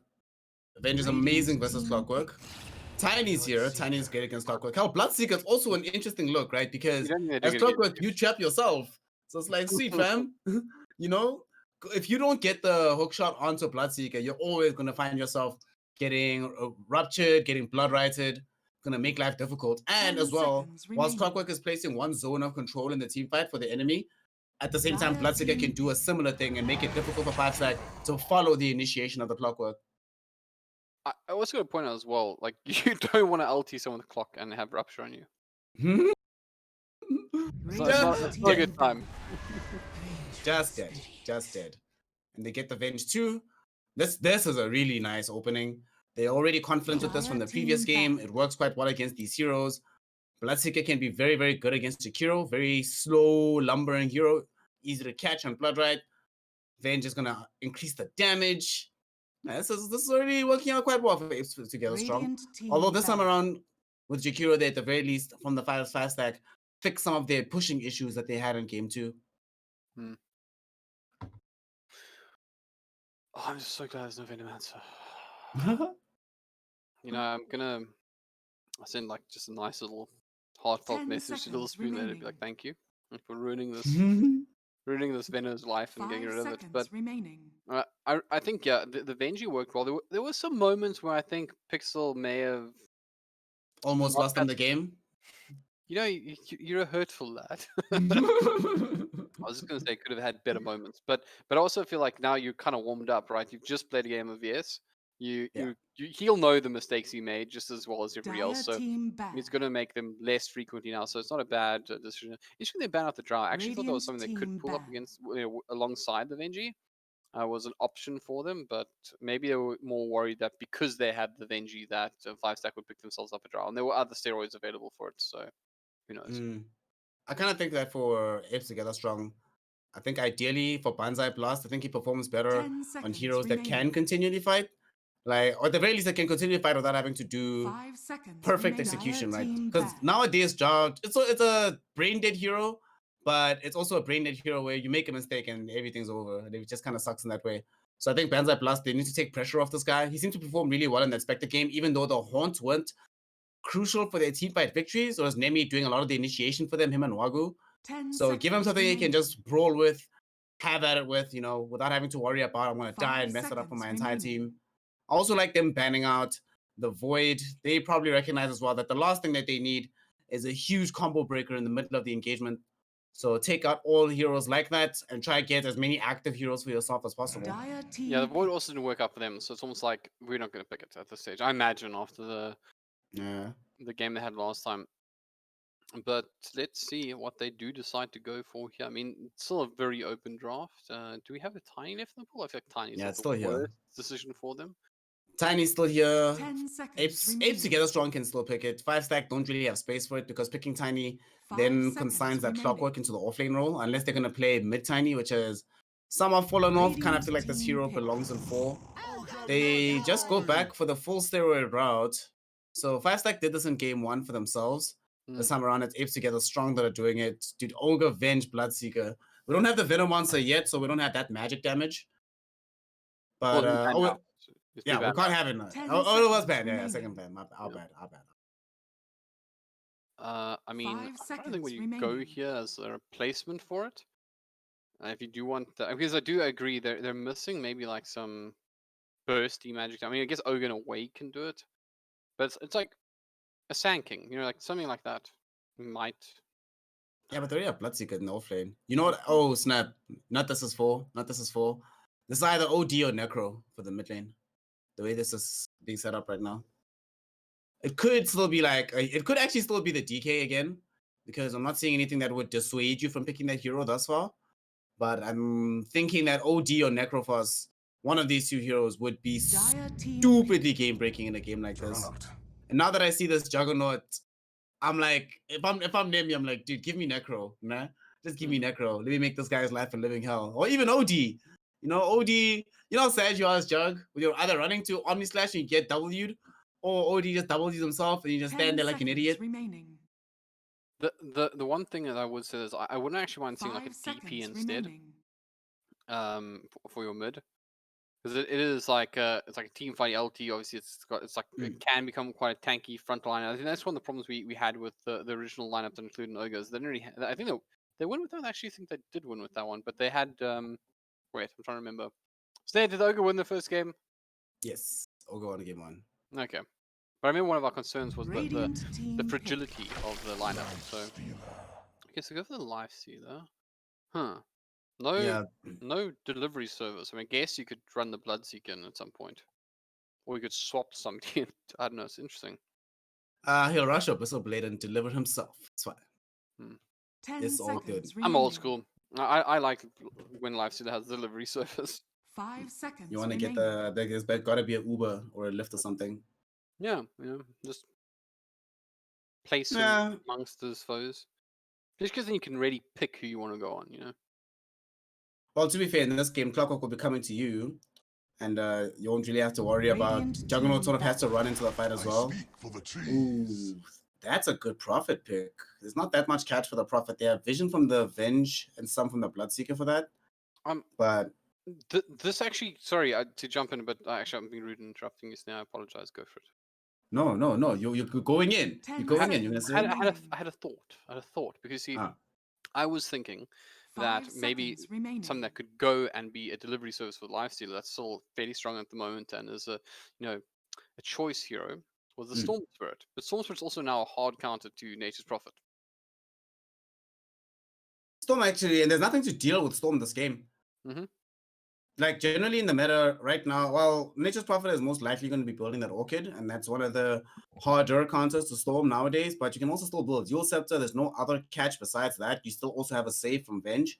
This could actually be one of those Storm Spirit games where it works out. I was dropping out. I'd probably pick it. I'd probably pick the Storm Spirit if I was drafting for Apes Together Strong. I'd just be like, cool. So we need something that deals magic damage that can make sure the Lifestealer's life isn't a misery. Something that can like get a jump onto a hero like Juggernaut. Hard, there's not a huge amount that actually is a real threat. I mean, Jakiro Ice Path it's a great disable, but it's not great.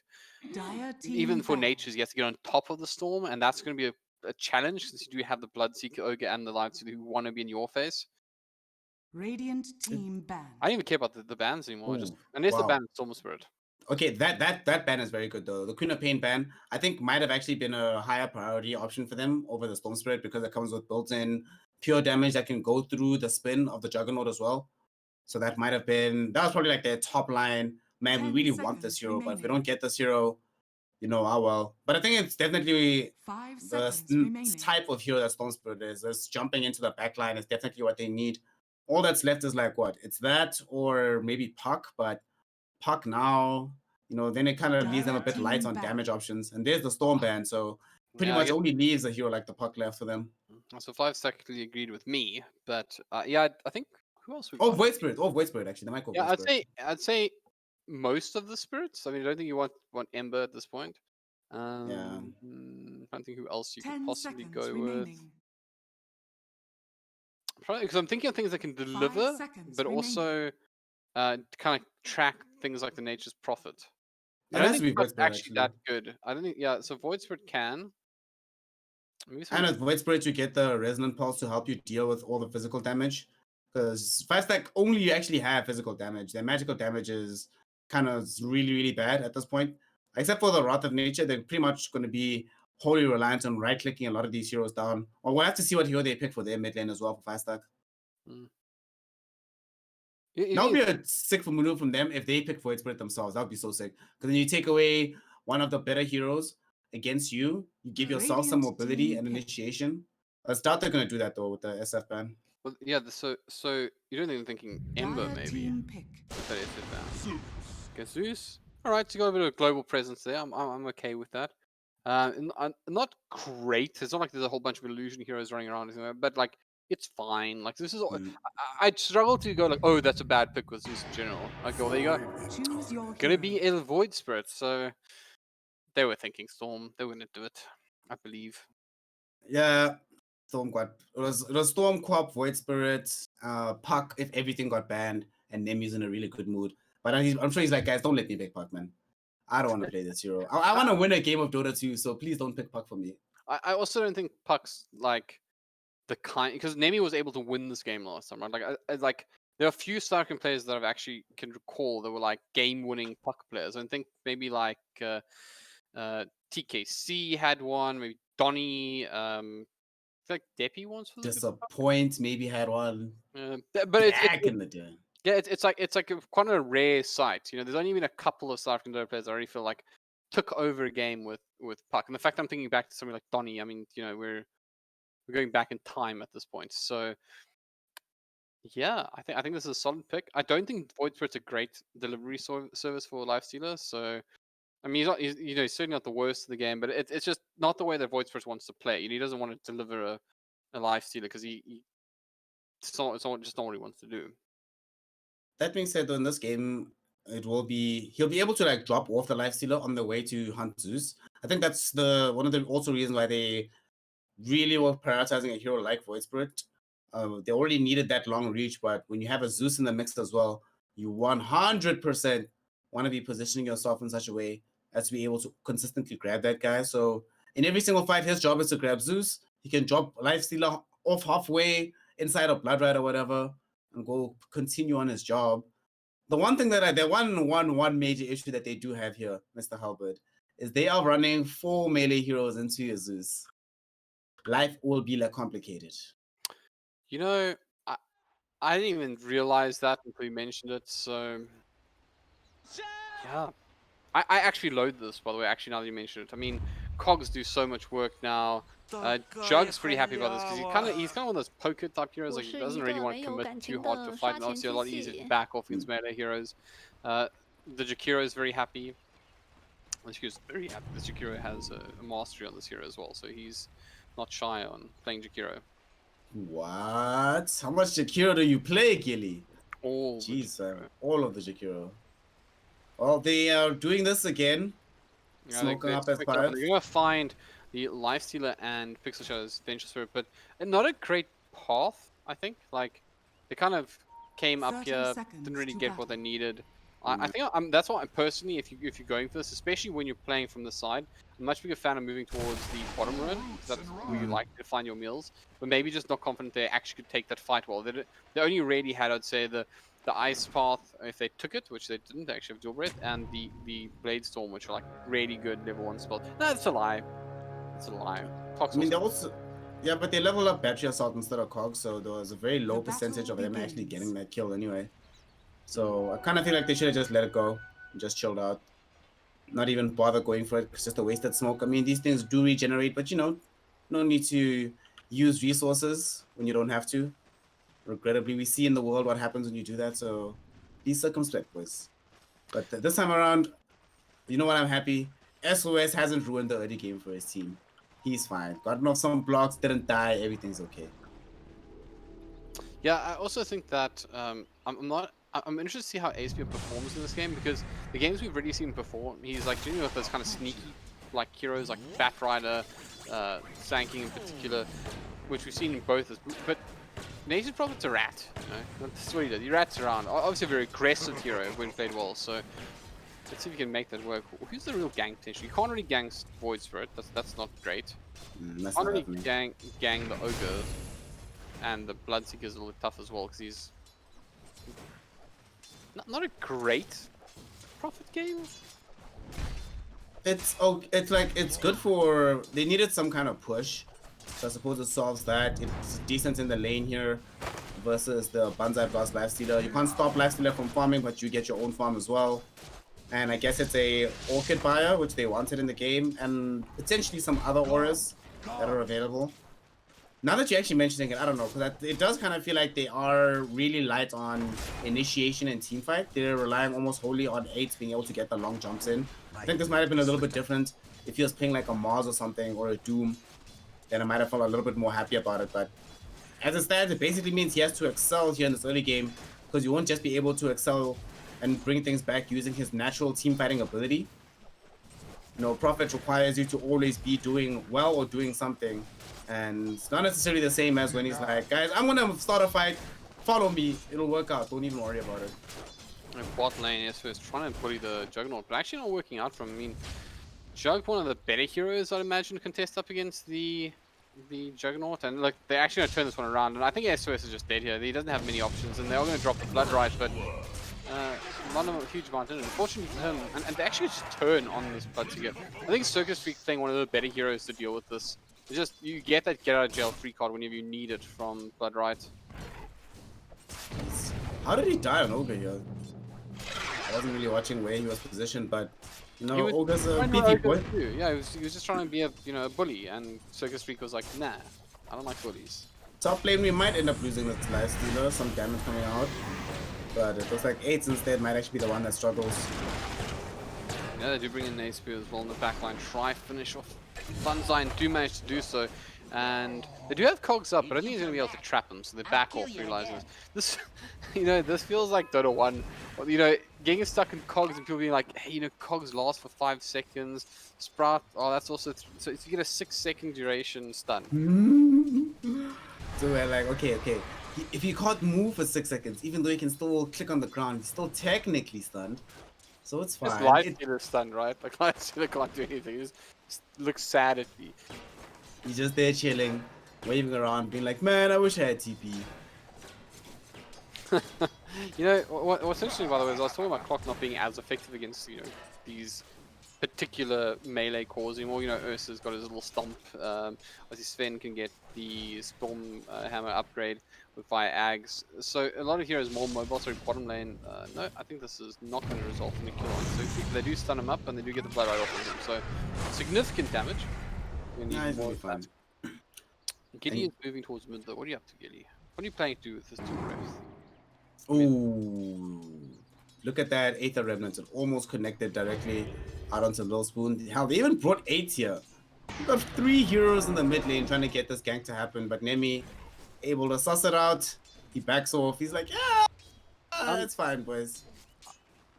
That's a really weird rotation. I actually can't explain. I was thinking to myself, like, you know, you'd go for the runes maybe, and you secure the runes against the Void Spirits, but that's pretty significant rotation from both your supports here just to help your mid get the runes. Although it does matter to the Zeus, so I'll do that much.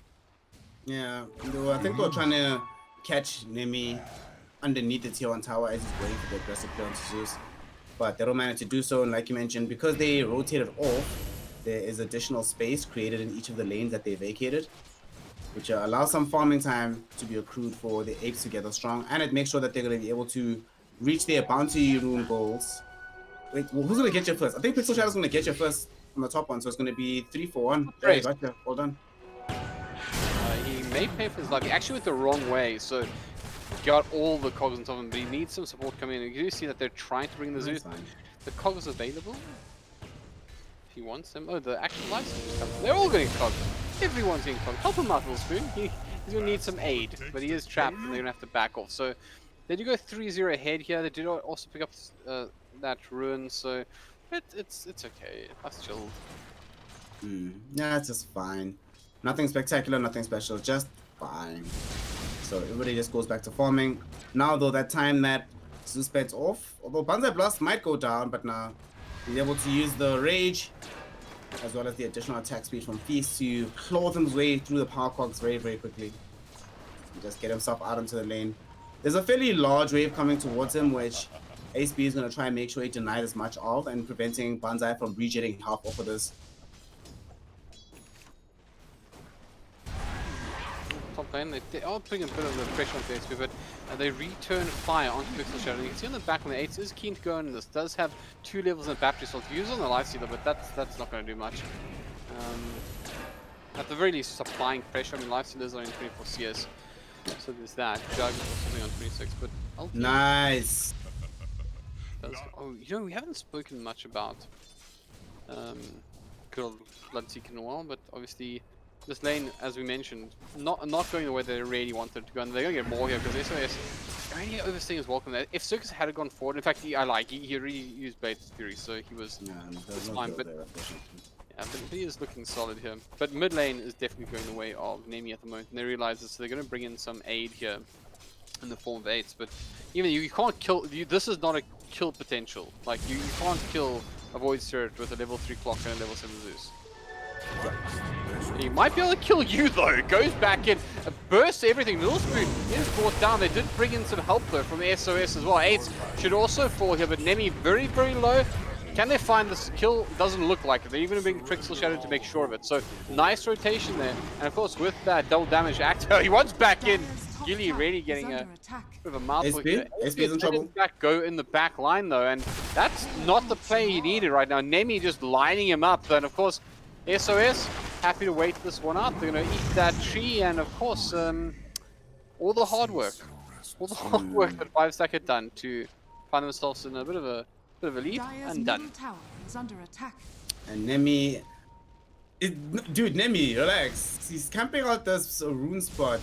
Imagine he picks up the power rune and goes right back in. This better not be a regen rune that spawns up for the Void Spirit. Oh my god, it's a haste rune, which could be just as scary because we're already stacking up with this ogre. Little Spoon is gonna die, my friend.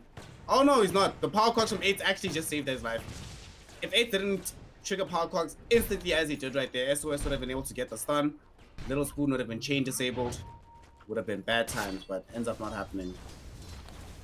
Do you think you should have regen runes in the game before 10 minutes? Somebody made like a passing comment. I think it was Not a Hero. Somebody. Or 2.0. So I think it was 2.0 made a comment like regen runes before 10 minutes is silly. Well, Nemi goes back in, catches out Little Spoon again, and unfortunately 8 is, although it gets a really good power cost, there's nothing in it. The ultimate even comes through from Nemi's Prophet, but Nemi was already bottling up, so he's fine. This lane, is Nemi just going to win this Dota game again, by the way? Because look at the graphs, right? Right now, Lifestealer, not having a great time. Banzai did do a good job in the Spectre last time, but he started from behind. Bottom lane, once more. Wagyu, not having a good time. But the man in charge, leading from the top, Nemi, just winning this game for his friends at the moment. Yo, you know in the pre-panel before the game itself, at some point 626 was talking about how he's interacted with Nemi, and this Nemi's the only name he knows from this team. And now we're seeing why. We get it. We understand. He's out here bossing this game. #1 on the net worth at the moment.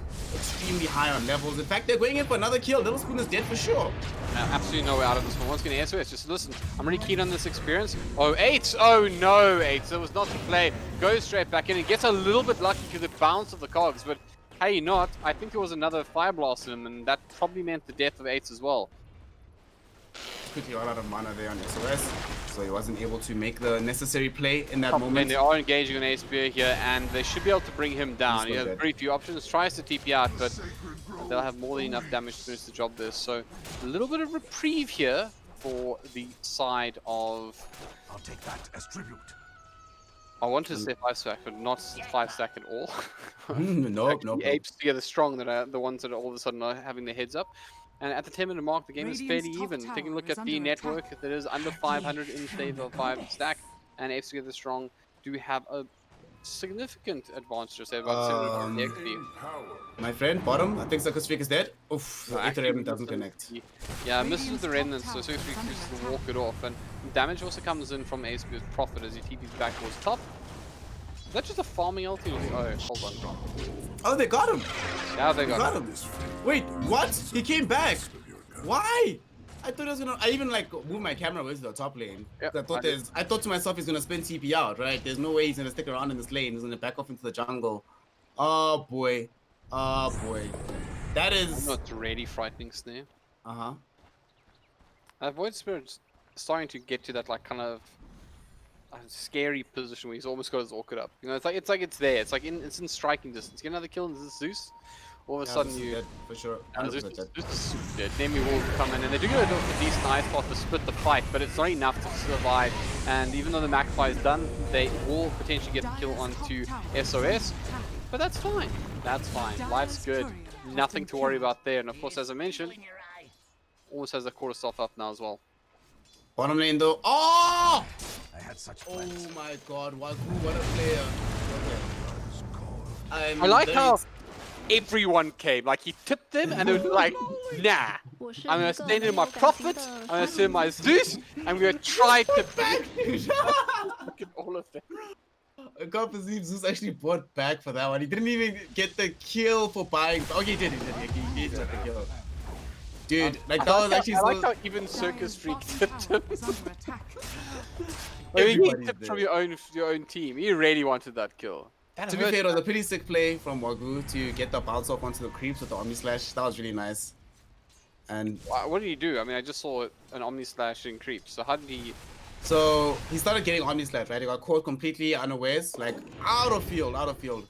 So what he does, he starts getting Omni Slash and he starts running, like makes a beeline towards the creeps, right? He sees the creep wave, he runs. And as soon as the first bounce gets onto the closest creep, he instantly changes directions. And then he's safe, then he's cool.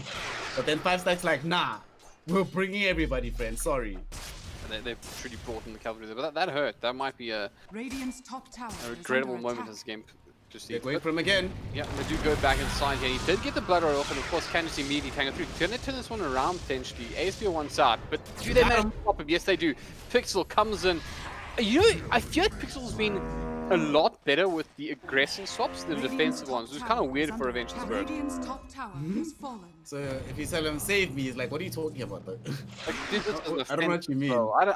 I'm not here to save you. I'm here to kill people. But hey, go kill him. Oh, sure, bro, I got you. Came in nicely, and of course, if he had been there a second later, mid lane? They got out. SOS should be brought down this time. Trying to travel through the fire, not going to work out. But Nemi, you can see he's just thinking about the whole time. Like he keeps back and forthing towards that Zeus. He knows his tasty treat. Yep.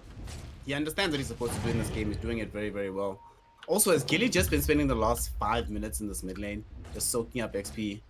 He's just trying to chill. Well, think about it. I mean, the Void Spirit is level 11. The Zeus is level 9, so I think he realized that, like, okay, this is better dual lane at this point. And Circus Freak's been doing okay in the bottom lane, mostly unattended. He's got the support from the global presence of both the Nature's Prophet and, of course, the Zeus ulti. So they have something to work. I actually quite like the way they're dealing with that problem. But bottom lane, Apes does go in immediately onto Wagyu. Will get the rupture off. He does have the fail, but it's not going to do nearly enough. And the back lines, we do in fact have the Orchid out onto the Vengeful Spirits. They do pick up 2 on the bottom lane, and Circus Freak will also survive. So nice, useful pickups there. Nemi has the Orchid. He's got an Orchid and Envis. But he's going to walk right underneath the sentry though. Well, they got the stun. He can get this Orchid off in time, but he doesn't manage to get off the engagement that he needs. So it looks like... Oh no, he went back in! That was not the play he needed right now. Try to back off, but Circus Freak says, you missed me! No!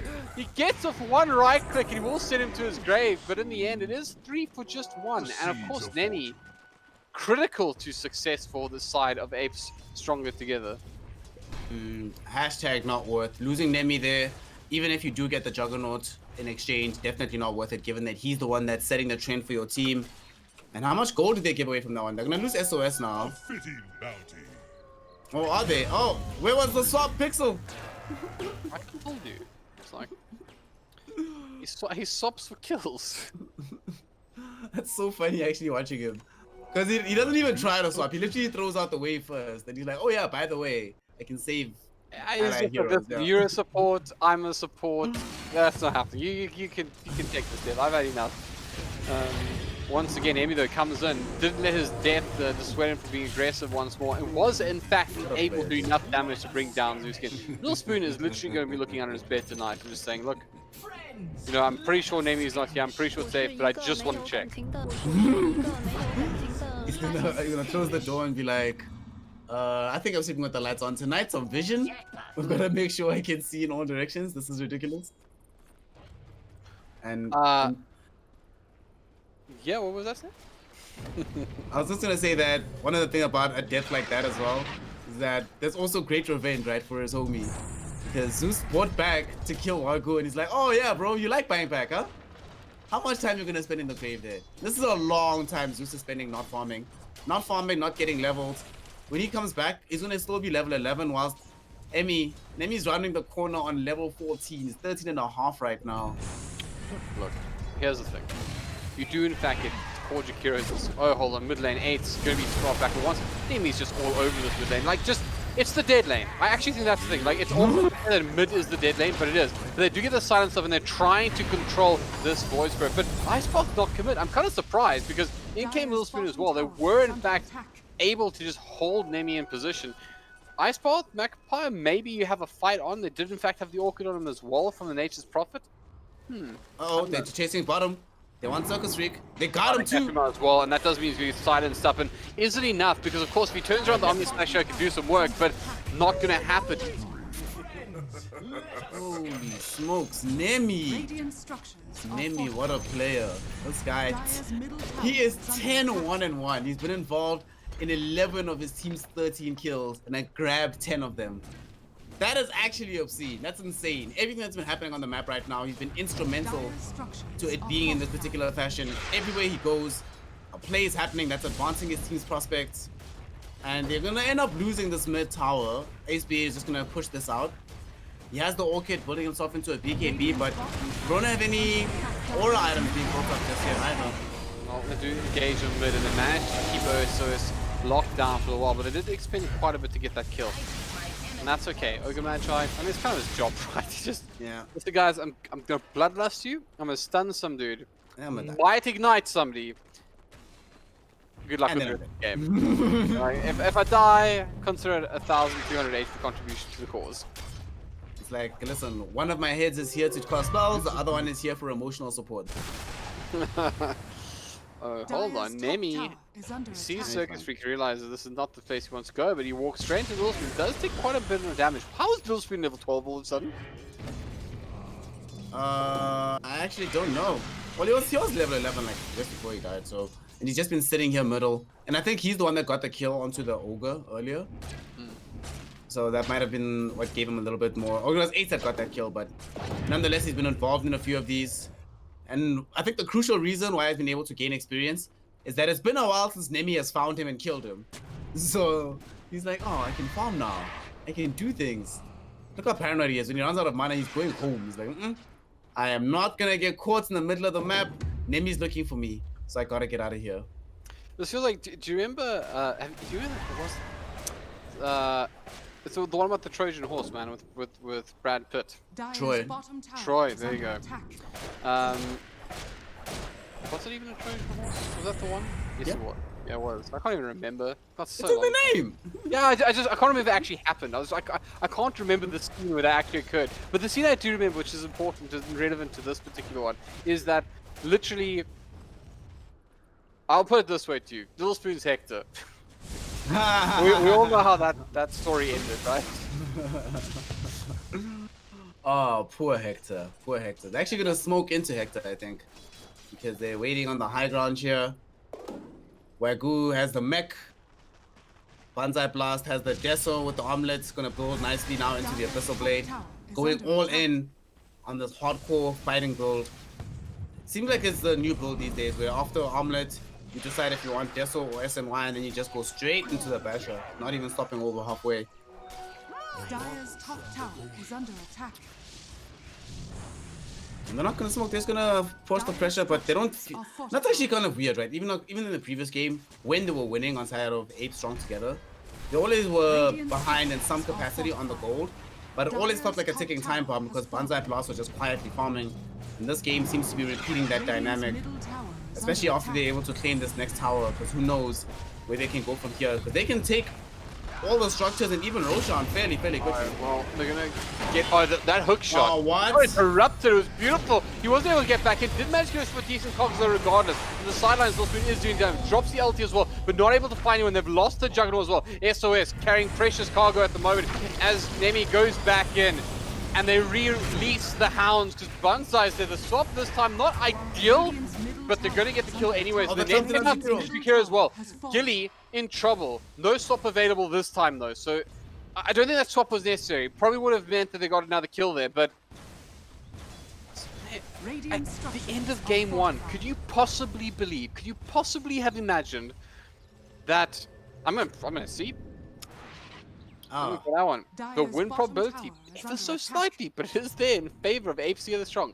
After game one, would you ever have imagined that 21 minutes into game 3, Apes will be going into the Roche pit all of a sudden? What a comeback!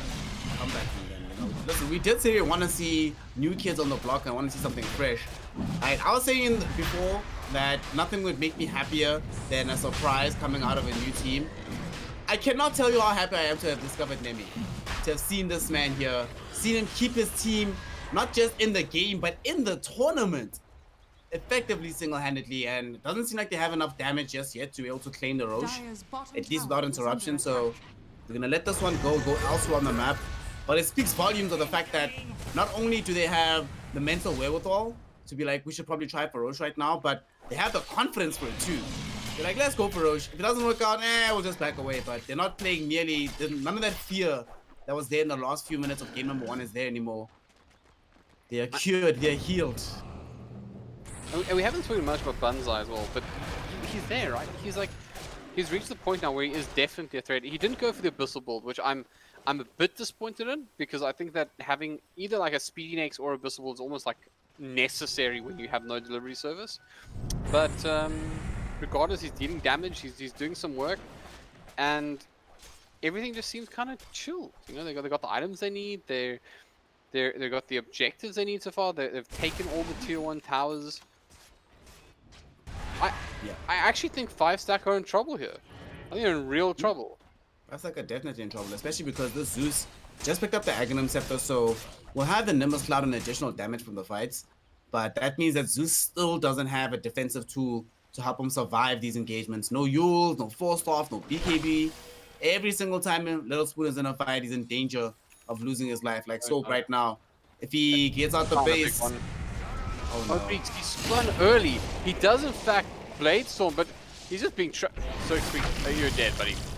Yeah, he just had go on to just see what just happened. Yeah, that was perfect. That was a perfect time to catch him spinning, right? He thinks he's somewhat safe, spinning on the high ground on his side of the base, on his side of the river even. But immediately gets pounced upon. You know, Little Spoon is happy about this. It's like, rather you than me this time around, buddy. But that death for Jug, one of the things that we didn't even mention earlier on, Jug is working on with the Hand of Midas. So every time that he dies like this, it is imperative that Juggernaut stays farming every single portion of this game. Because the only useful item that he has is this Manta style. All it really helps him with is the one silence, but that's about it. That's rather aggressive, but it looks like it's going to work out. They're going to bring down Pixel. I swear he thought about it. I swear there was an animation cancel. He was like, I could swap them with Bud, but he probably will get angry. I'm going to leave it alone.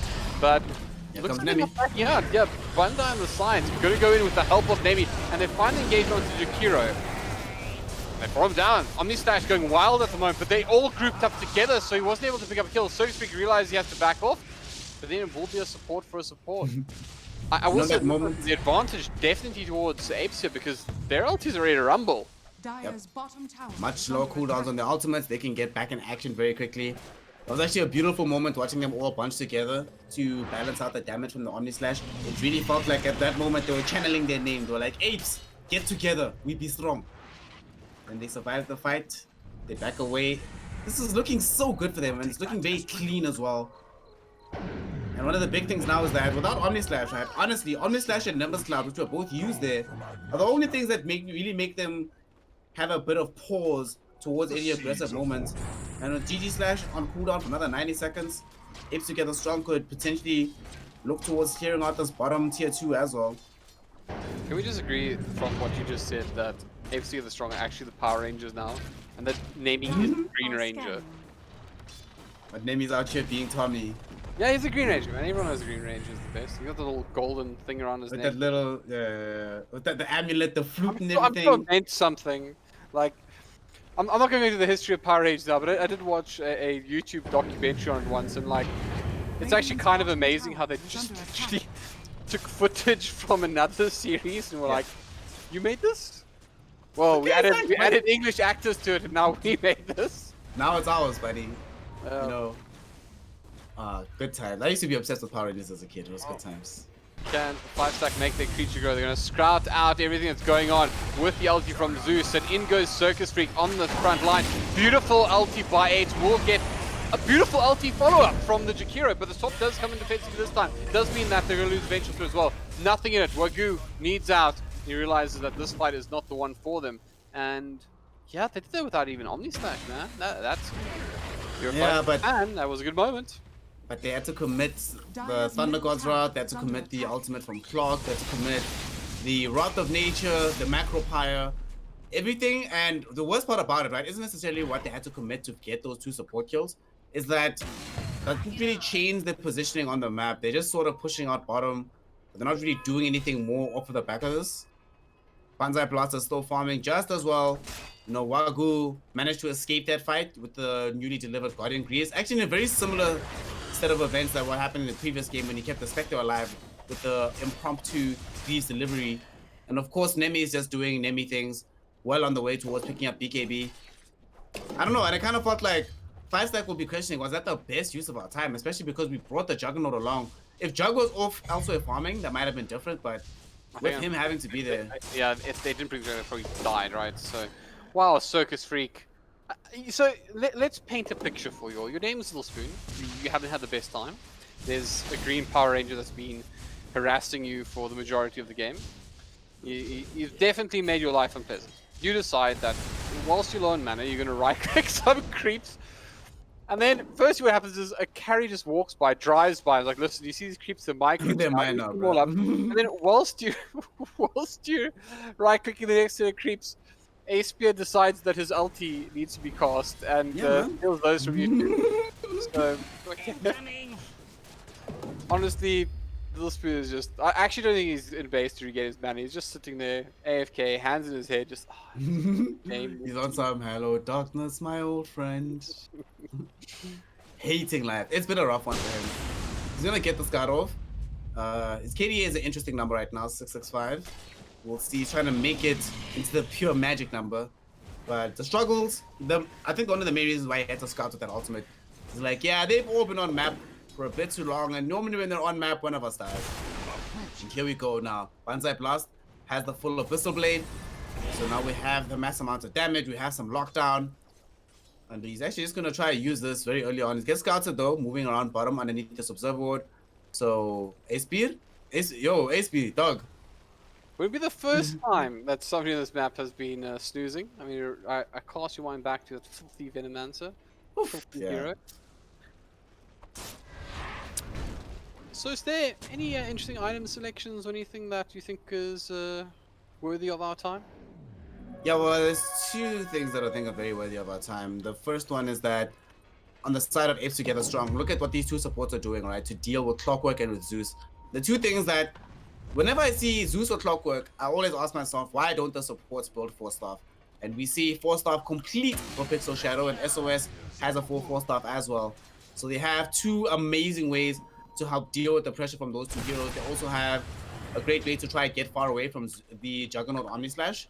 And at the same time as that, another huge thing to note is that unfortunately, ASB, when he picked his Nature's Prophet, and one of the reasons why they're having such a rough time in these team fights is that they have nothing for the fights, no aura items at all. Everyone's just building individually. This Prophet, he didn't go for drums. I thought they're going to re-engage here. Banzai catches a full Omni stage, gets him out from SOS though, and they do have that Abyssal. Beautiful ice spot, beautiful Magpie comes in, and it's doing a lot of work. They're going to swap back Circus Freak, and they should finish the job. The Healing Ward does come down, but it's immediately deleted, and it looks like this fight is one-way traffic. Can they get everyone else out? Well, Aspia long gone, and Zeus, Little Spoon, doesn't want a part of it. But 3 for nothing. Oh man, the control. That was so beautiful. Honestly though, I'm very surprised that they decided to take that fight where it was, because that was Juggernaut going forward for it. And he was very far out, considering that the Nature's Prophet also TP to the bottom lane, and he's taking the Orchid with him. He wouldn't be able to TP back to help him because there's no tier 1 tower anymore. That was a very bizarre sequence of events there from 5stack. In game 1, you know when I was mentioning that Apes together strong, look like they're losing their nerve, they're losing their metal, and they're getting caught out in weird parts of the map and taking fights that they just have honestly zero business taking. Feels like the same thing is happening now to 5stack. Oh man. The thing is as well, look, please look at the XP. Just cast your gaze and see what the real problem is in this game. It's dwindling. Dude, he's 22. We've got two level 20 heroes on the side of Apes Together Strong. We only have one level 18 on 5stack. They don't even have the level 18 on Zeus and Nature's Prophet. And both of them are only at level 17, so they're not going to have these level 18s for quite some time. It's a massive power spike differential. Well, looks like Apes Together Strong really have come back from the travesty for game 1 to look like a totally different team. Right now, they are looking very aggressive. Nemi fears nothing. The aggression that man is playing with right now. He's gonna find a cheeky kill on ASB. I don't even know what he's doing now. I was saying he was going to be cheeky, but they do find a bit of an engagement on Nemi. He pops the BKB though, and they are able to control Circuit Street well. He managed to get back out, but they lose Little Spoon as well, and they're going to lose Apes on top of it. So just for the cost of the Vengeful Spirit, is Illusion helping out? Doing what it can. Right now though, buyback has to come in. Are they just going to use Raxa? They're forced off Gilly in. Beautiful work there, and Nemi so aggressive once more. They bring down the tower. The buybacks are coming in. 5stack. About those buybacks. You have to do something right about now because it's going very patient. Apes walking in, being controlled. A lot of damage comes up from Zeus.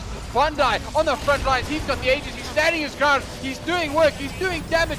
Circus Freak walking off the Omni, but it's not going to get anything right now. On the back lines, he gets silenced up by Nemi. He's fortunate enough to get away from the Remnant, but he dies anyway. And unfortunately, that death, with that death, so do the hopes of 5stack die alongside it. Oh my god, but they have to back away from the Nimbus. Dire's top tower. They can't go under the Nimbus. No one's healthy enough to kill the Cloud. This Cloud might actually save the game, but it's gonna die now. Well, Nemi goes back and he's kind of keen to get a fight onto Gilly. And the Nimbus down, they are happy not fighting. Wag's got to be careful though. But they're going to get the first set of racks. A small blessing perhaps, so they can't get more than this. Gilly trying to buy time, but he's going to die too. The tier 2s now. The saving grace. The absolute saving grace for 5stack. Dude, Nemi is 20. Mangotree gone. Oh. He's level 20. They're just going for the jugular. There's no buybacks. I don't think they can finish before there's another fight, but I mean, SOS. Can't they? With this Desktop? I mean, is there oh my soul. Buyback comes up from Jakiro. You're gonna have to try Surge down. They're gonna go in. Aspia pops the BKB, gets swapped back. They're just going for the throne. They don't care. They want to go on in this tournament, and they will. Apes stronger together. After being obliterated in game 1? No, they say. We're staying in here. Of course, 5stack. We did not see this coming. I do not think there was a time when we expected to see Apes Together Strong manage to pull this one back the way that they did. But this is the magic of this kind of event. The favorites, the 5 seed going up against one of the lower seeds. Think about how crazy this is, there. Yeah. In the entire event, including the group stages, this is only their second win. Up against a side that was nearly in to the upper bracket. And not only is it their second win, it's their only played win. The other win they got from the FF. So they were like, you know what? We'll wait in the wings. Let's see. They come through. They show us that the only reason they ended 8th in Group A was just a hard group. They're out here. They can hang with the big boys. What a victory. But it's not just a victory on... It's not just amazing because of their play, but amazing because of the mental fortitude. That's some game-winning mentality, some big match mentality. You don't get this often. Just incredible from what you saw from them today. It has to be said, though, it's bittersweet because this is the first... Obviously, we know that GAC forfeit and Aura forfeit, and I don't quite know the result at the moment between the other matches going on between, I believe, Knights and Avernus and Rock Lady. Yeah. But yeah, I mean, yeah, that's a pretty massive, I would say, I guess perhaps a pretty massive moment for us to cast the first game we have where a team actually goes out in this year's event. So you do have to feel a little bit bad for the side of 5-stack. They definitely weren't keen on going home tonight, but at the end of the day, that is exactly what has happened. So, you know, sorry to see you guys go. It's never nice, but at the same time, you know, tip your glass, tip your hat. You know, appreciate what Apes were able to do tonight. Coming back against the jaws of defeat to win is certainly something very, very special. And of course, we are not going to leave it for us to tell you all about it because we do, in fact, have a special guest for us. I believe we are speaking to Wagyu from the victorious Apes Stronger Together. Let's get him in here. Wagyu. Hello. It's a very interesting series of events that just happened. I'm not Yeah, it was good.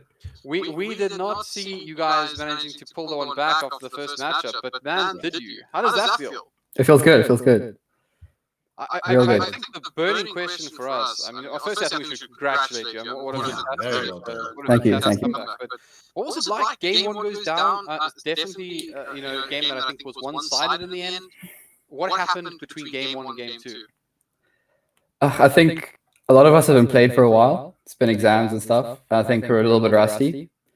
And I think after we saw their first picks and we managed to ban like IO and stuff, and then the first pick spin, and it was quite easy to counter that as well.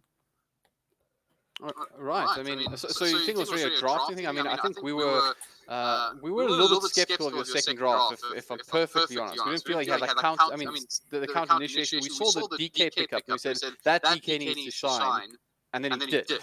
Well, I mean, he is the Nemi god. So God indeed. Nemi god. I'm actually interested about something from Game 2, right? We were talking about it on the side. Do you think that the game might have been different if they put Lina mid instead of the Wind Ranger? Yeah, we were also a little bit shocked. We were wondering why they moved. We expected the Lina mid, and we were wondering why they put the Wind Ranger there. I think that kind of helped a little bit, but I think there was a late MKB as well from the Wind. Quite late, so the DK had like no damage coming in with a pos for Lina as well, which is pretty cool. Right. I mean, obviously, then we get to the third game, of course, and you guys looked like... I just feel like... I don't know about you, but it felt like they never looked like they were behind. There were stages that they were marginally behind such, but you guys seem to just play... In fact, even the second game, where statistically you were behind, you seem to play like with a lot of confidence, like you were ahead. Is that a case where you guys just totally back yourselves, or was that just a strategy going into it? Or did you not know you were behind? Well, I think for most games we're underdogs. Like most of us are like Archons and Legend 1s and stuff, except for Nemgod. And I think the mechanical stuff, we obviously, that's where we start to lose. The one-on-ones and like laning. Like my lane against the Batrider is pretty rough. But then as soon as those lanes aren't like completely trashed, I feel like we start team fight pretty well. And then we kind of started doing that in game 2 and 3. I gotta say, I mean, it does feel like you guys live up to your name. I think I noticed in the stream chat somebody saying that you guys, when you play together, seem to be, you know, greater than the sum of your parts. I mean, the most complimentary way of your team. course, this does mean that you have a pretty interesting match. I'm not mistaken. I believe you're up against Inex, who went 2-1 against XD in the upper bracket group. What's your thoughts now, and have you done any preparation for them? We don't do any preparation for anything really, but it's probably going to be a very difficult game. I think we played them in the groups. Their games were quite close. Well, the first game was really, really close. We almost won it. And then the second game we got stomped out, if I remember correctly. Just really small details, but I think we're all pretty happy we made it this far. I think the only reason we made out of groups as well, with the forfeit in the group and then managing to make out of the pool of death. And yeah, just happy we made it this far. Hey, I mean, look, as we said, you know, it's obviously a newer side, newer players. It's a fantastic achievement to get this far at all. Even to lose in the main event, I think is an impressive achievement that we don't give enough credit for. But hey, you know what? Tonight was your night on the mainstream. Congratulations, because you've made it through one more step in the VS Gaming 32 Championships. Congratulations! Thank you so much. And all hail the Nemigod. Nemgod. All right, so we've got to let you close this one off. I think it's only fair that since you come all the way here, that you wish our viewers well on their way and give them one last little bit of flair from Apes Together Strong. Yeah, thanks guys for watching. Thanks for backing the underdogs if you did, and if you didn't, I hope it was a good game anyway to watch. All right, thanks so much, guys. Thanks for having me. No, thank you for entertaining us. It was fantastic. Please send our absolute best wishes to your team and best of luck for your next matchup. Awesome. But of course, for us, that is it for tonight. We will be back tomorrow. In fact, we're trying to do something a little bit special. We may stream more than one game on a couple of different channels, so we'll let you guys know. But of course, we're going to keep going from strength to strength here, and this fantastic journey that is the Telkom VS Gaming 32 Championships. But for us, thanks so much for tuning in, and we'll see you next time. Cheers and goodbye.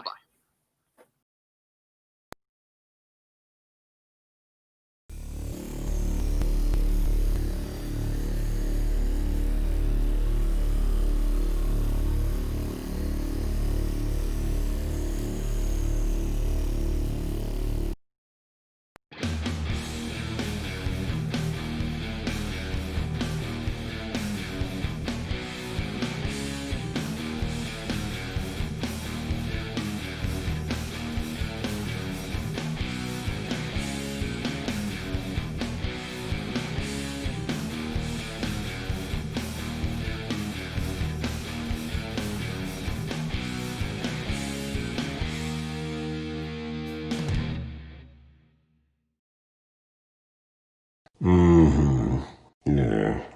Mm-hmm.